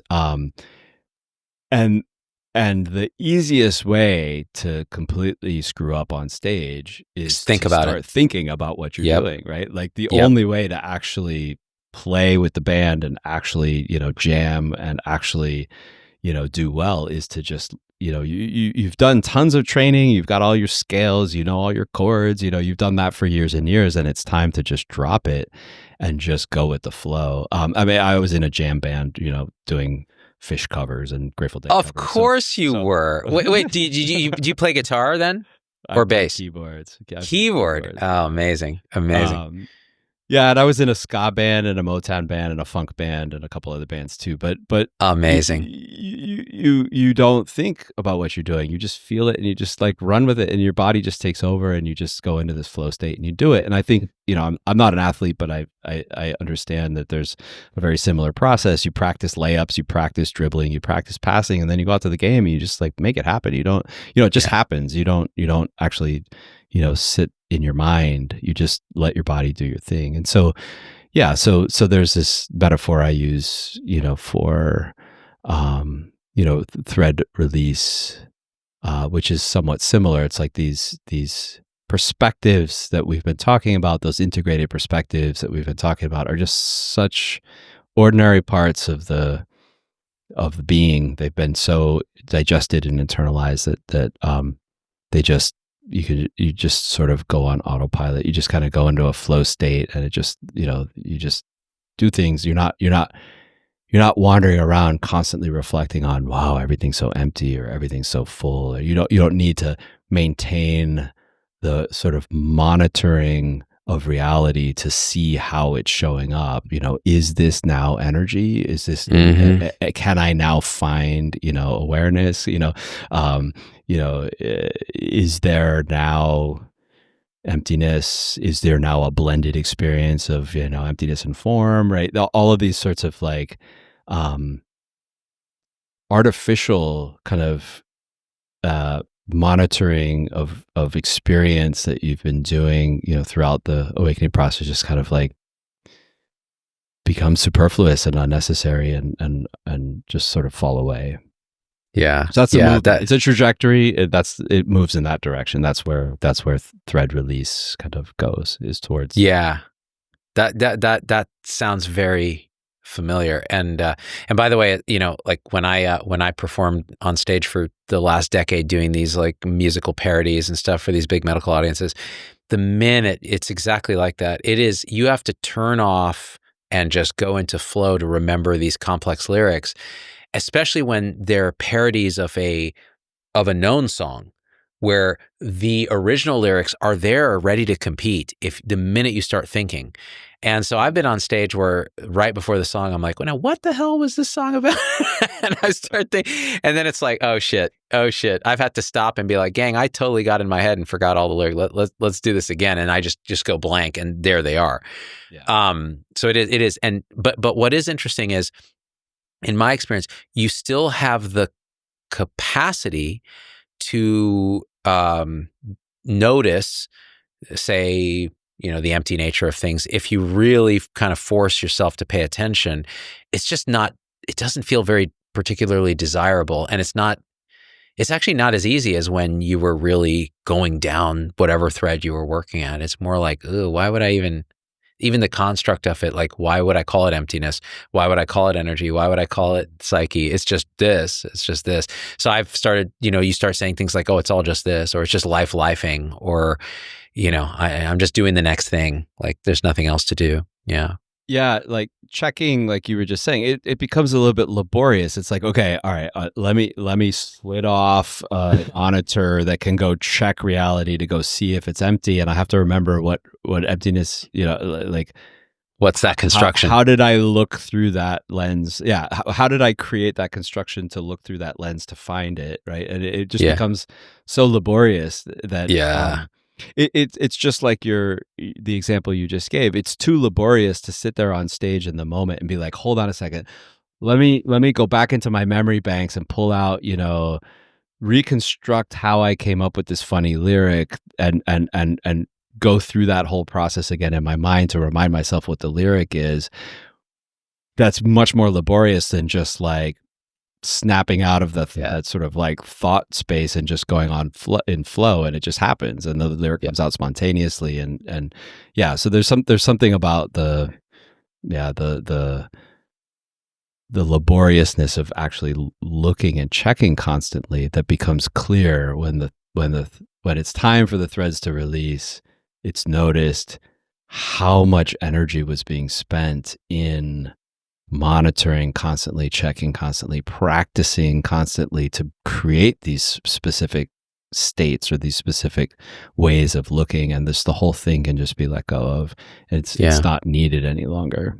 Yeah, and one of the pitfalls in that thread dropping space, at least in my experience personally, has been a tendency to denigrate the entire thing, or to say, why the hell would anyone do this? Why would you talk about this? Why would you teach about this? All spirituality is nonsense. It's in a sense, it's the end of spirituality. It's the end of any sense that this is spiritual or somehow distinct from life. It is just life. It is just how it is. And there's a tendency here to, especially if there's some other psyche thread stuff coming up where I'm like agitated, to be like, burn all this shit down, stop watching these videos, like it's all nonsense. And I've done that. And then later it's like, oh, you see how that wasn't very skillful. It's actually that this is all integrated. Like that was part of it. Like you can see it more clearly. Yeah. Yeah. I think that's, I think we maybe talked about this in the first conversation we had, but I do think that's kind of a normal kind of pendulum swinging in the opposite direction a little bit farther, and then it comes back to equilibrium. So the spirituality is bullshit thing is definitely something that I've seen people kind of like swing into, and then but there's also like I've also seen people swing into a little bit of like grief or like longing, like oh, that integrated thing when I used to be able to bring my awareness up here and it was empty, and down here and it was all love, and I was like master of the universe and control experience all around me in such a way so that it was just always like saturated with love, and always just everything was so amazing. And now it's like I've realized that all of that is too laborious to do anymore, or it just kind of fell away. The ability to do it kind of fell away, but man, I kind of miss it. There could be like a little bit of grief around that, or what happened, again, what happened to my fantasy of my superhuman, awakening, because I did feel like I was the Buddha or Jesus or whatever, and now I'm just like, all of that seen as a fantasy. So there can be there could be a little bit of, it's a process. That's why it's not just like, oh, you snap a finger and it's like now everything's, disappears. It's like, there's a process. There's a process that looks different for different people. With this thread releasing, and what it looks like for you might be unique to you based on your own stuff. Yeah, seems to be. Yeah. And the temporality of it is very unique, and the duration of things are very unique. Maybe for some people, integration is just like pop, pop, pop, and it's done, and and the threads drop and they're done. And it's, and it seems like people are in this integrated space for decades, right? Like some of the more famous spiritual teachers, I think, are super integrated, and they just somehow might have to do with teaching. It might have to do with the community, sort of like generating expectations and how people are talking, and or maybe they've released the threads, but they're just like they're faking it. Well, not faking it, but just like talking from the integrated perspective, right? Yeah, because you can do that. You can inhabit that space. Absolutely. Yeah. Right. Absolutely. Right. You could do that's that. right. And sometimes that's what people need to hear. I think. I haven't gone into the spirituality's bullshit direction with you, but because I think sometimes like having I think I know I've said this before, but just to repeat it, I think there's a value for people inhabiting different places in the territory and speaking from that territory and helping people, being specialists in those areas of the territory and helping people to navigate that space and move through that. And so if somebody's in this deep integration, and that's the space they inhabit, and that's where they teach from, and it's helping other people, I think that's great. I mean, if they're a fraud and they're like, sexually abusing their students, then it's a totally different matter. But somebody who's actually genuinely kind of inhabiting any area of the model, and they're teaching and helping people, to wake up to that part of the model, to navigate that part of the model. I think that's great. I think the only problem comes when they start arguing with each other about who's better, right? Yeah, who's getting results. Right. The hippos in this swamp, or the lions over there in their den, or the giraffes over there. Who's better? That makes no sense. Let's just at being an animal in the zoo. Yeah, exactly. Yeah. And in that vein, I would say actually the people who are out there, there's a handful who are like, spirituality is bullshit. It's just, it's just this. That's a useful message at a certain time to hear, because it allows a certain kind of release of. It's so easy to get kind of stuck. Especially for someone with a personality like mine that loves to, like, is skeptical of all beliefs until they find one they can really get behind. And then they just pound on it and defend it until that is painfully ripped away.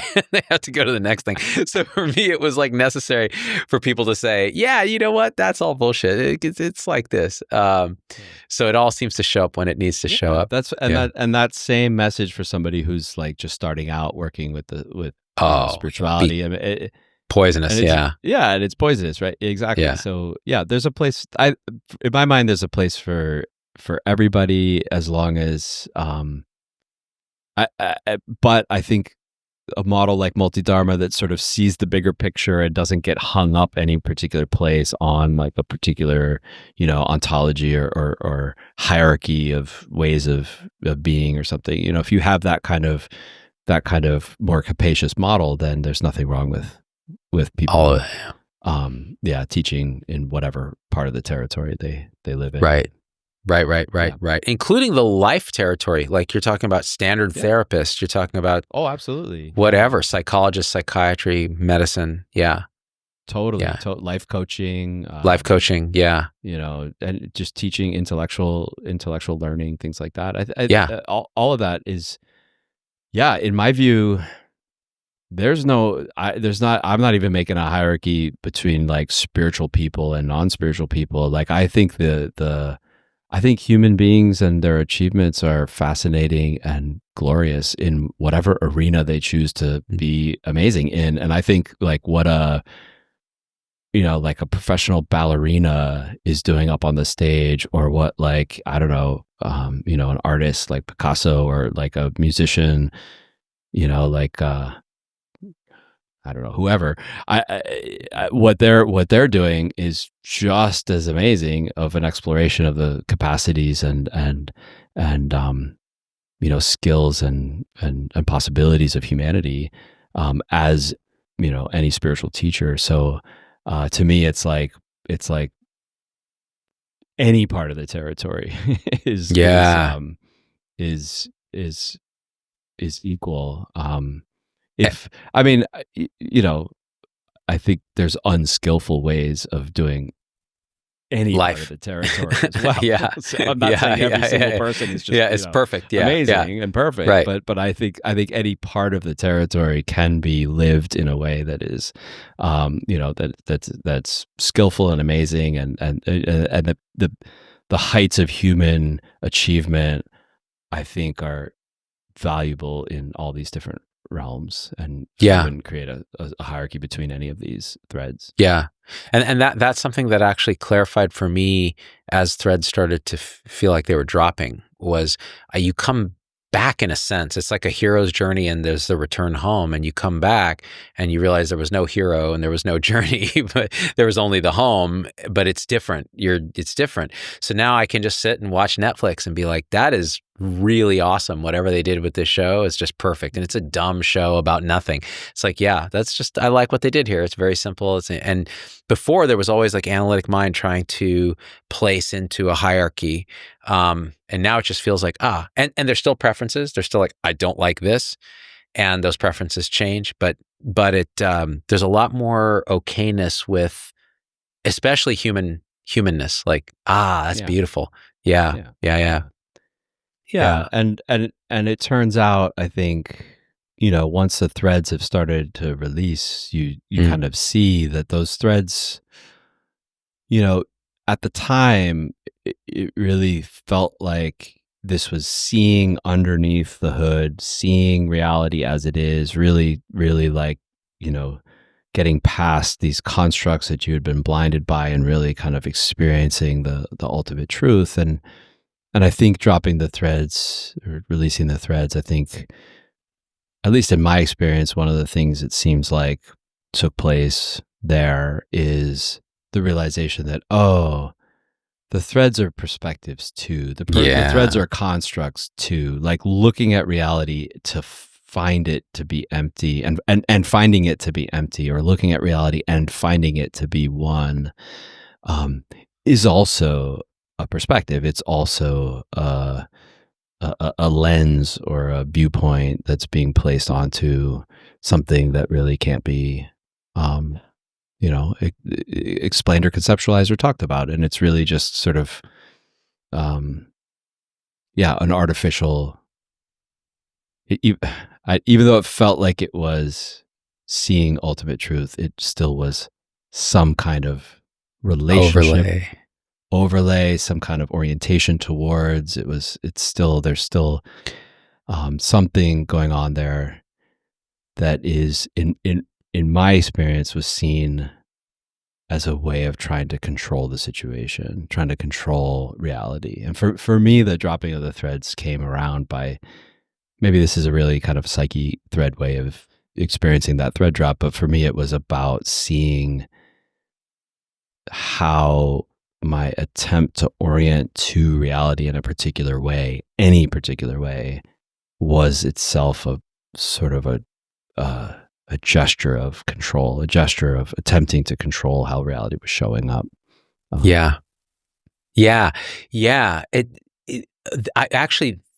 I think you've nailed this piece for me too.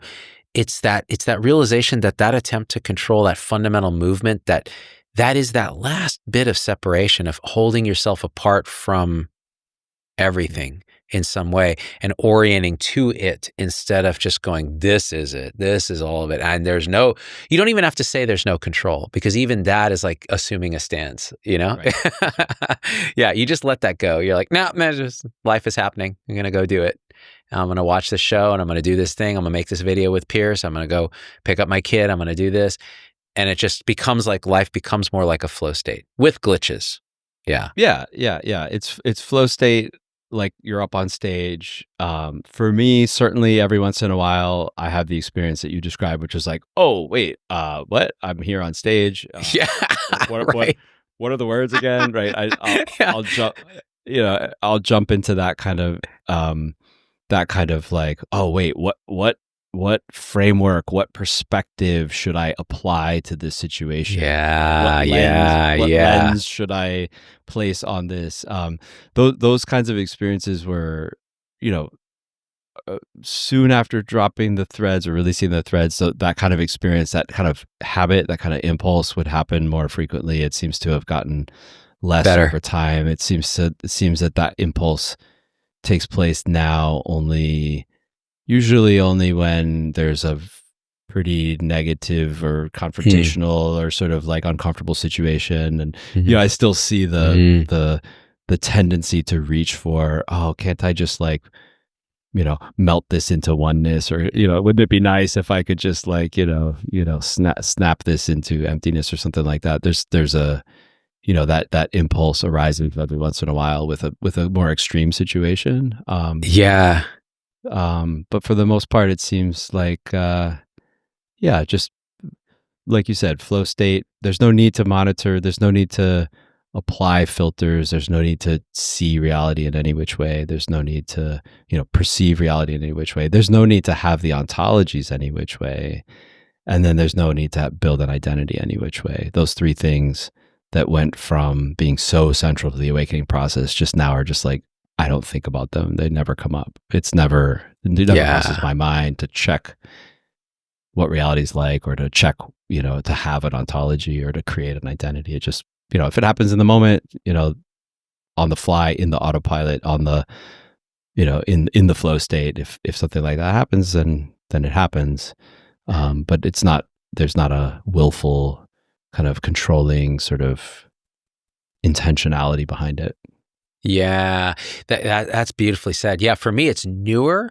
And so I find those things happen more commonly, especially because I talk about this stuff still publicly in videos, and I inhabit these different positions. So sometimes those positions get a little sticky, especially like you said, if something particularly stressful.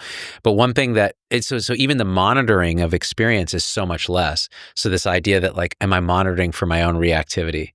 Am I monitoring for whether I'm doing this right? Like whether I'm doing life right?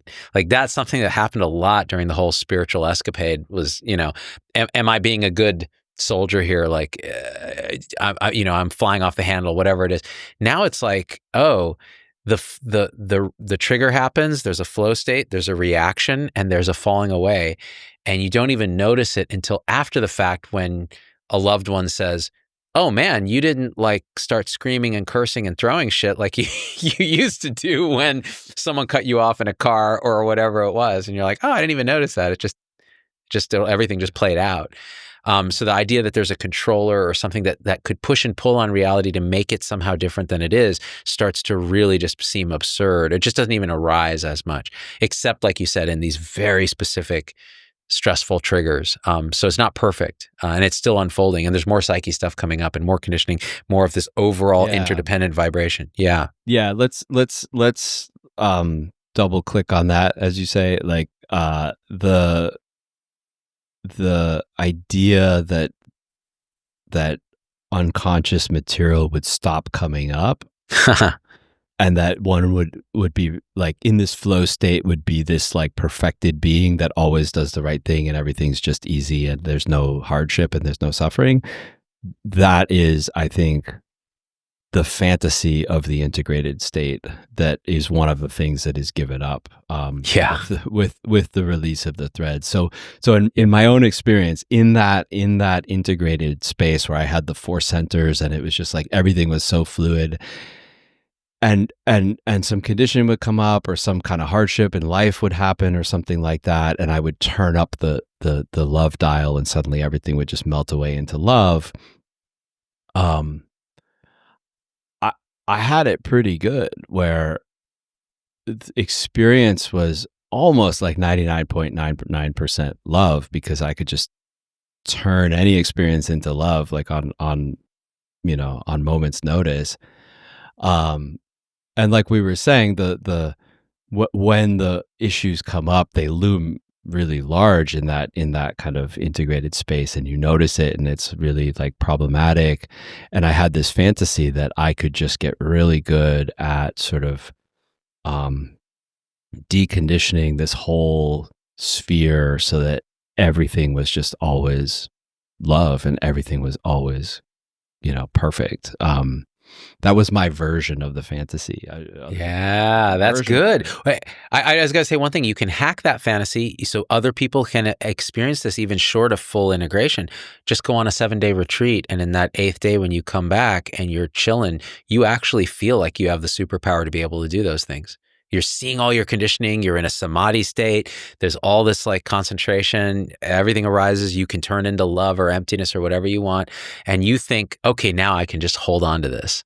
Yeah, exactly. Yeah. Now, and I can stabilize this, and and I've read so many things about stabilization, and the fetters, and and so if I can control this situation, right? If I can only apply the techniques in the right way, or fix my consciousness in the right way, or apply these these tools that I've got that I'm able to apply in the right way, I'll be able to just be a Buddha 100 24/7, right? That was my version of the fantasy. And something similar, and just seeing seeing how, I'm expressing it in a way that makes it obvious, but in the moment it's hard to see how the whole thing is resting on the idea that you can control anything. And the fantasy of spirituality is that you're going to be able to cultivate to the extent that you'll never experience any hardship, any suffering, or whatever, and just that fantasy pops. And for me, it popped by clearly seeing myself trying to control, turn the dials, and seeing that and just being like, oh, this whole thing is about control. Yeah. What whole thing? What whole thing's about control? And then I saw, oh, this whole thing, the whole awakening thing, the whole thing is about control. It's the whole thing is about trying to control reality. And at that moment, just the bubble popped, and it popped like the whole spirituality thing just kind of popped, and it was oh, the whole thing was a fantasy all along. This is not about achieving some kind of perfected state. This is just about letting the mess be the mess, and just allowing.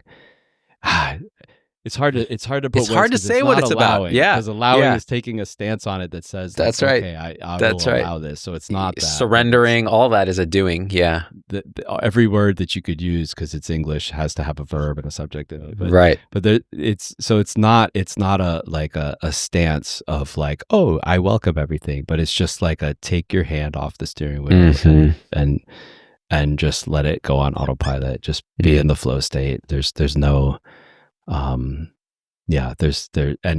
So conditioning. So in my view, all you're left with is conditioning. Yep.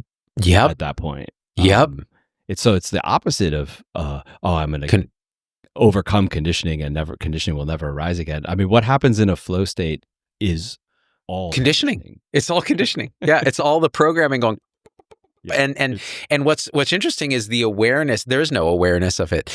The felt sense of flow state is one of ease, selfless presence. I mean, these words are just dumb, but that's what it feels like when conditioning is just conditioning. It's just played out without the secondary layer of vibratory control, thought, or energy, or whatever that is. I don't even know what it is. Do you have a sense of what that control is made of?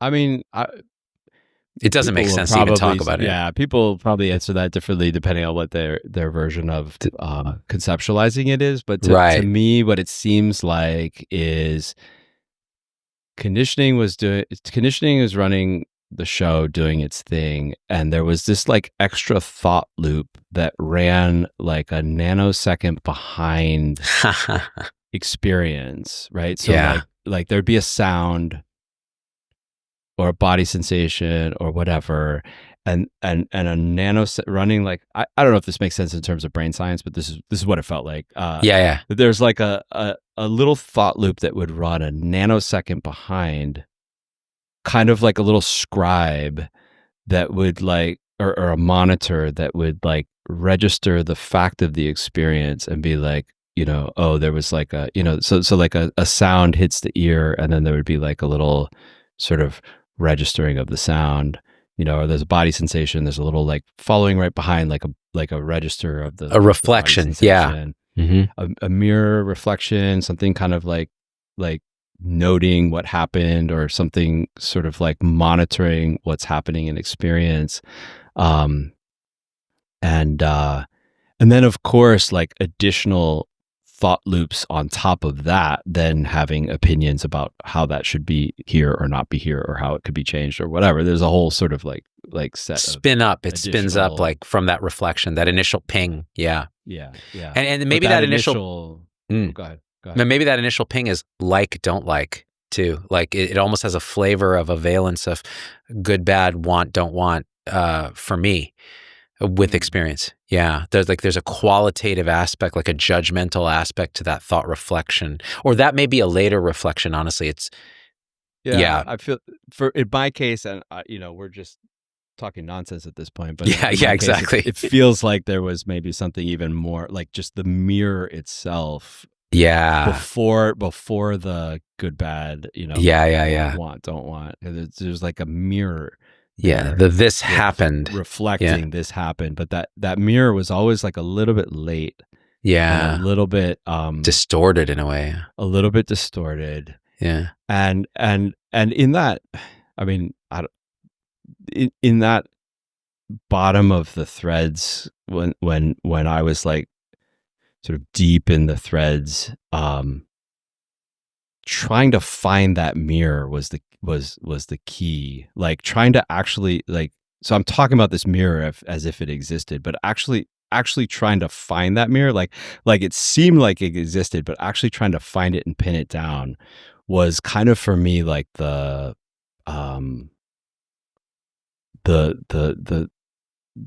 final, like the straw that broke the camel's back or something. It was like that little act of like trying to find the mirror for me was a really powerful meditation that kind of broke the thing, because of course it's the mirror trying to find the mirror, and it can never find itself, and so it will never be able to capture, so bare reality. It can't actually, so the mirror cannot actually ever be seen. Reality cannot actually ever be seen. The mirror can't actually ever be found. Everything is happening like a nanosecond behind, and the whole sort of apparatus just sort of like collapsed for me through that particular inquiry. And I feel like that extra thought loop, that mirror thought loop is what kind of broke or disappeared, or kind of got deleted. So would you say that actually that mirror apparatus is a function, that is the sort of origin? Because the initial question I asked you is, what do you think this is? Do you think that's control? You think that's the origin of the sense that we can control?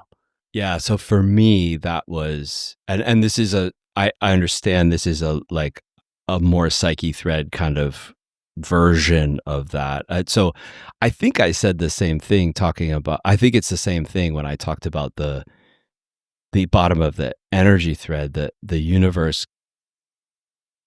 being born and dying, but dying before it's born and never actually materializing. I think that's the same insight seen from an energy thread kind of perspective. So in this case, from the psyche thread perspective. So from the emptiness thread perspective, that's just a thought loop, and the thought loop is gone, right? So that I spoke like that. Now I'm going to say it from a psyche thread perspective, which is that for me, that the mirror being there seemed to come from a deep, really deep need to capture somehow or monitor somehow reality because if I didn't, it would be somehow unsafe. That there was helpless, like a lack of control, a lack of like being there, and just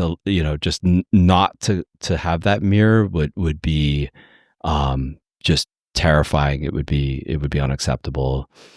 So that, I feel like that was the bottom of the psyche thread for me with that. God, that's beautiful, man. So you talked about it from the emptiness thread. You talked about it from the energy thread. You talked about it from the psyche thread. Yeah. So from the oneness thread. Yeah. Tell me about that. The idea, right, that you're separating off a mirror in order to reflect back reality, that's the last separation, right? So so all of reality is all unified, but you've got this like monitoring mirror kind of function standing outside the unity, right? And so that's man, that is tidy. That, as untidy and conceptual as it is, that's pretty fucking tidy.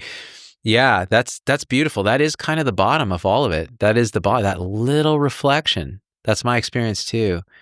And when that drops, it's kind of like, yeah, you can't say a word about what reality is. You can't say a word about what perception even is, because everything you say is part of that mirror that's reflecting on the thing. Right. Yeah. So what's reality like? Well, I mean, you could just use words to kind of say things. I could, on autopilot, I could just talk about it, right? Or yeah. I can say all kinds of speculative ontologies and so on and so forth. But what is it actually? Is just a meaningless question, a meaningless and uninteresting question. Yeah, that's right. Yeah. That's right. There's no desire anymore to know if or what the answer is. And I say if the answer, because it doesn't even make sense that there would be an answer. Yeah. Yeah. It's like the question, it's not that the question, it's not that I accept the question and answer no, or I answer both, or I answer like neither, right? It's not a it's a question. It's the question itself doesn't compute. The question itself doesn't apply to anything. Can't be understood to refer to anything. Yeah. Yeah. Could you say, in a sense, the question itself would only be the result of that initial reflection? Like, if that doesn't exist, there's no question even. Yeah. The question assumes the presence of that monitor. Would be the only way to answer it would be to have the monitor answer running, right? So right. So, but yet, ask me on autopilot, I can answer any question, because it's fluently. Right, fluently. I could write a book on it. Yeah. Yeah. Yeah. So I could talk about the different threads version of this, that, or the other all day long, right? Because there we're just dealing with like concepts. And it's a world of concepts. So within the world of concepts, words can be used to answer questions about concepts, no problem. Yeah, that's what they reflect. And just for people who think we've lost the thread, no pun intended, this is the dropping of the threads. This is what we're talking about what's it like when the threads drop and everything is let go in that sense, that the question falls away. This is what we're pointing at here. For people who maybe are like, what the fuck are they? Where are they? Why are they doing this now? Yeah. And it also is total, we're kind of mentally masturbating a little too, but that's kind of fun. Yeah. What did we miss, Pierce? I love these conversations. Man, this is the third one we've had. And it's always like, I'm always right about this point. I'm always just like, wow. Like I always reflect on how much fun I have, because it kind of just brings me joy to kind of go through this. That's how I'm wired a little bit, even though you can't say a word about any of this stuff really, but yeah. Yeah. And obviously that's how I'm wired too. Like, obviously there's a lot of conditioning and also enjoyment around, dealing with concepts and playing around with words and so forth. It's what I do for a living. And I got into this because of my joy for that. So it's the feeling's definitely mutual. But really, I mean, just to restate the thing I've said probably 100 times since we started is it's only insofar as this is helpful or useful that anybody should pay attention to any of this, because it is just concepts about concepts all the way down, and there's not actually any reality at the bottom, of this pile of concepts. But you cannot find what they're pointing to by going deeper into these concepts. Right. Yeah. Ultimately, you the territory shows what the territory is. That's it. It is just the territory. Beautiful, Pierce. Wow. Well, we did another thing, another marathon. Man, it's so much fun. So I think people should go check out the first episode, especially because it's the big overview. The second episode that deep dives into the individual threads and the phenomenology. In other words, what the experiential aspects of those threads are. And then this episode, of course, which ties it all together into braiding, integration, and thread release. And hold it all incredibly lightly. Don't make another thing out of this if you can avoid it, although we will, and that's what humans do. But it is, to me, it's very helpful, and many people have, again, spoken to reiterate something I've said 1,000 times during our conversation. The validating aspects on their own experiential unfolding is extremely valuable for people who feel stuck or crazy or whatever it is that arises. And check out your book, your websites, all the links are there. For people who are listening, please leave a review and subscribe on the podcast. For people who are watching, hit like, turn your notifications on, subscribe. It helps the algorithm to determine what is good content and feed it out supernaturally to those who need to hear it in their own unfolding, which is a story. Anything else, Pierce? No, I just wanted to thank you, Zubin. This has been a lot of fun to have this series of conversations with you, and maybe we got more up our sleeve. I don't know, but I feel like we've given the model the fullest kind of deep dive over these last 3 conversations, and it's been a lot of fun, and I appreciate you sharing your space here with me. And I just wish everybody well, in their journey wherever they are in the territory, wherever you think you're going in the territory. Just may this model be a helpful tool along the way. Beautiful. I think. Yeah. Thanks, Zubin. Oh, thank you. And I know we'll come up with something else to talk about because you and I are talkers. So until we meet again, Pierce, and until we meet again, gang, we are out. Peace. All right.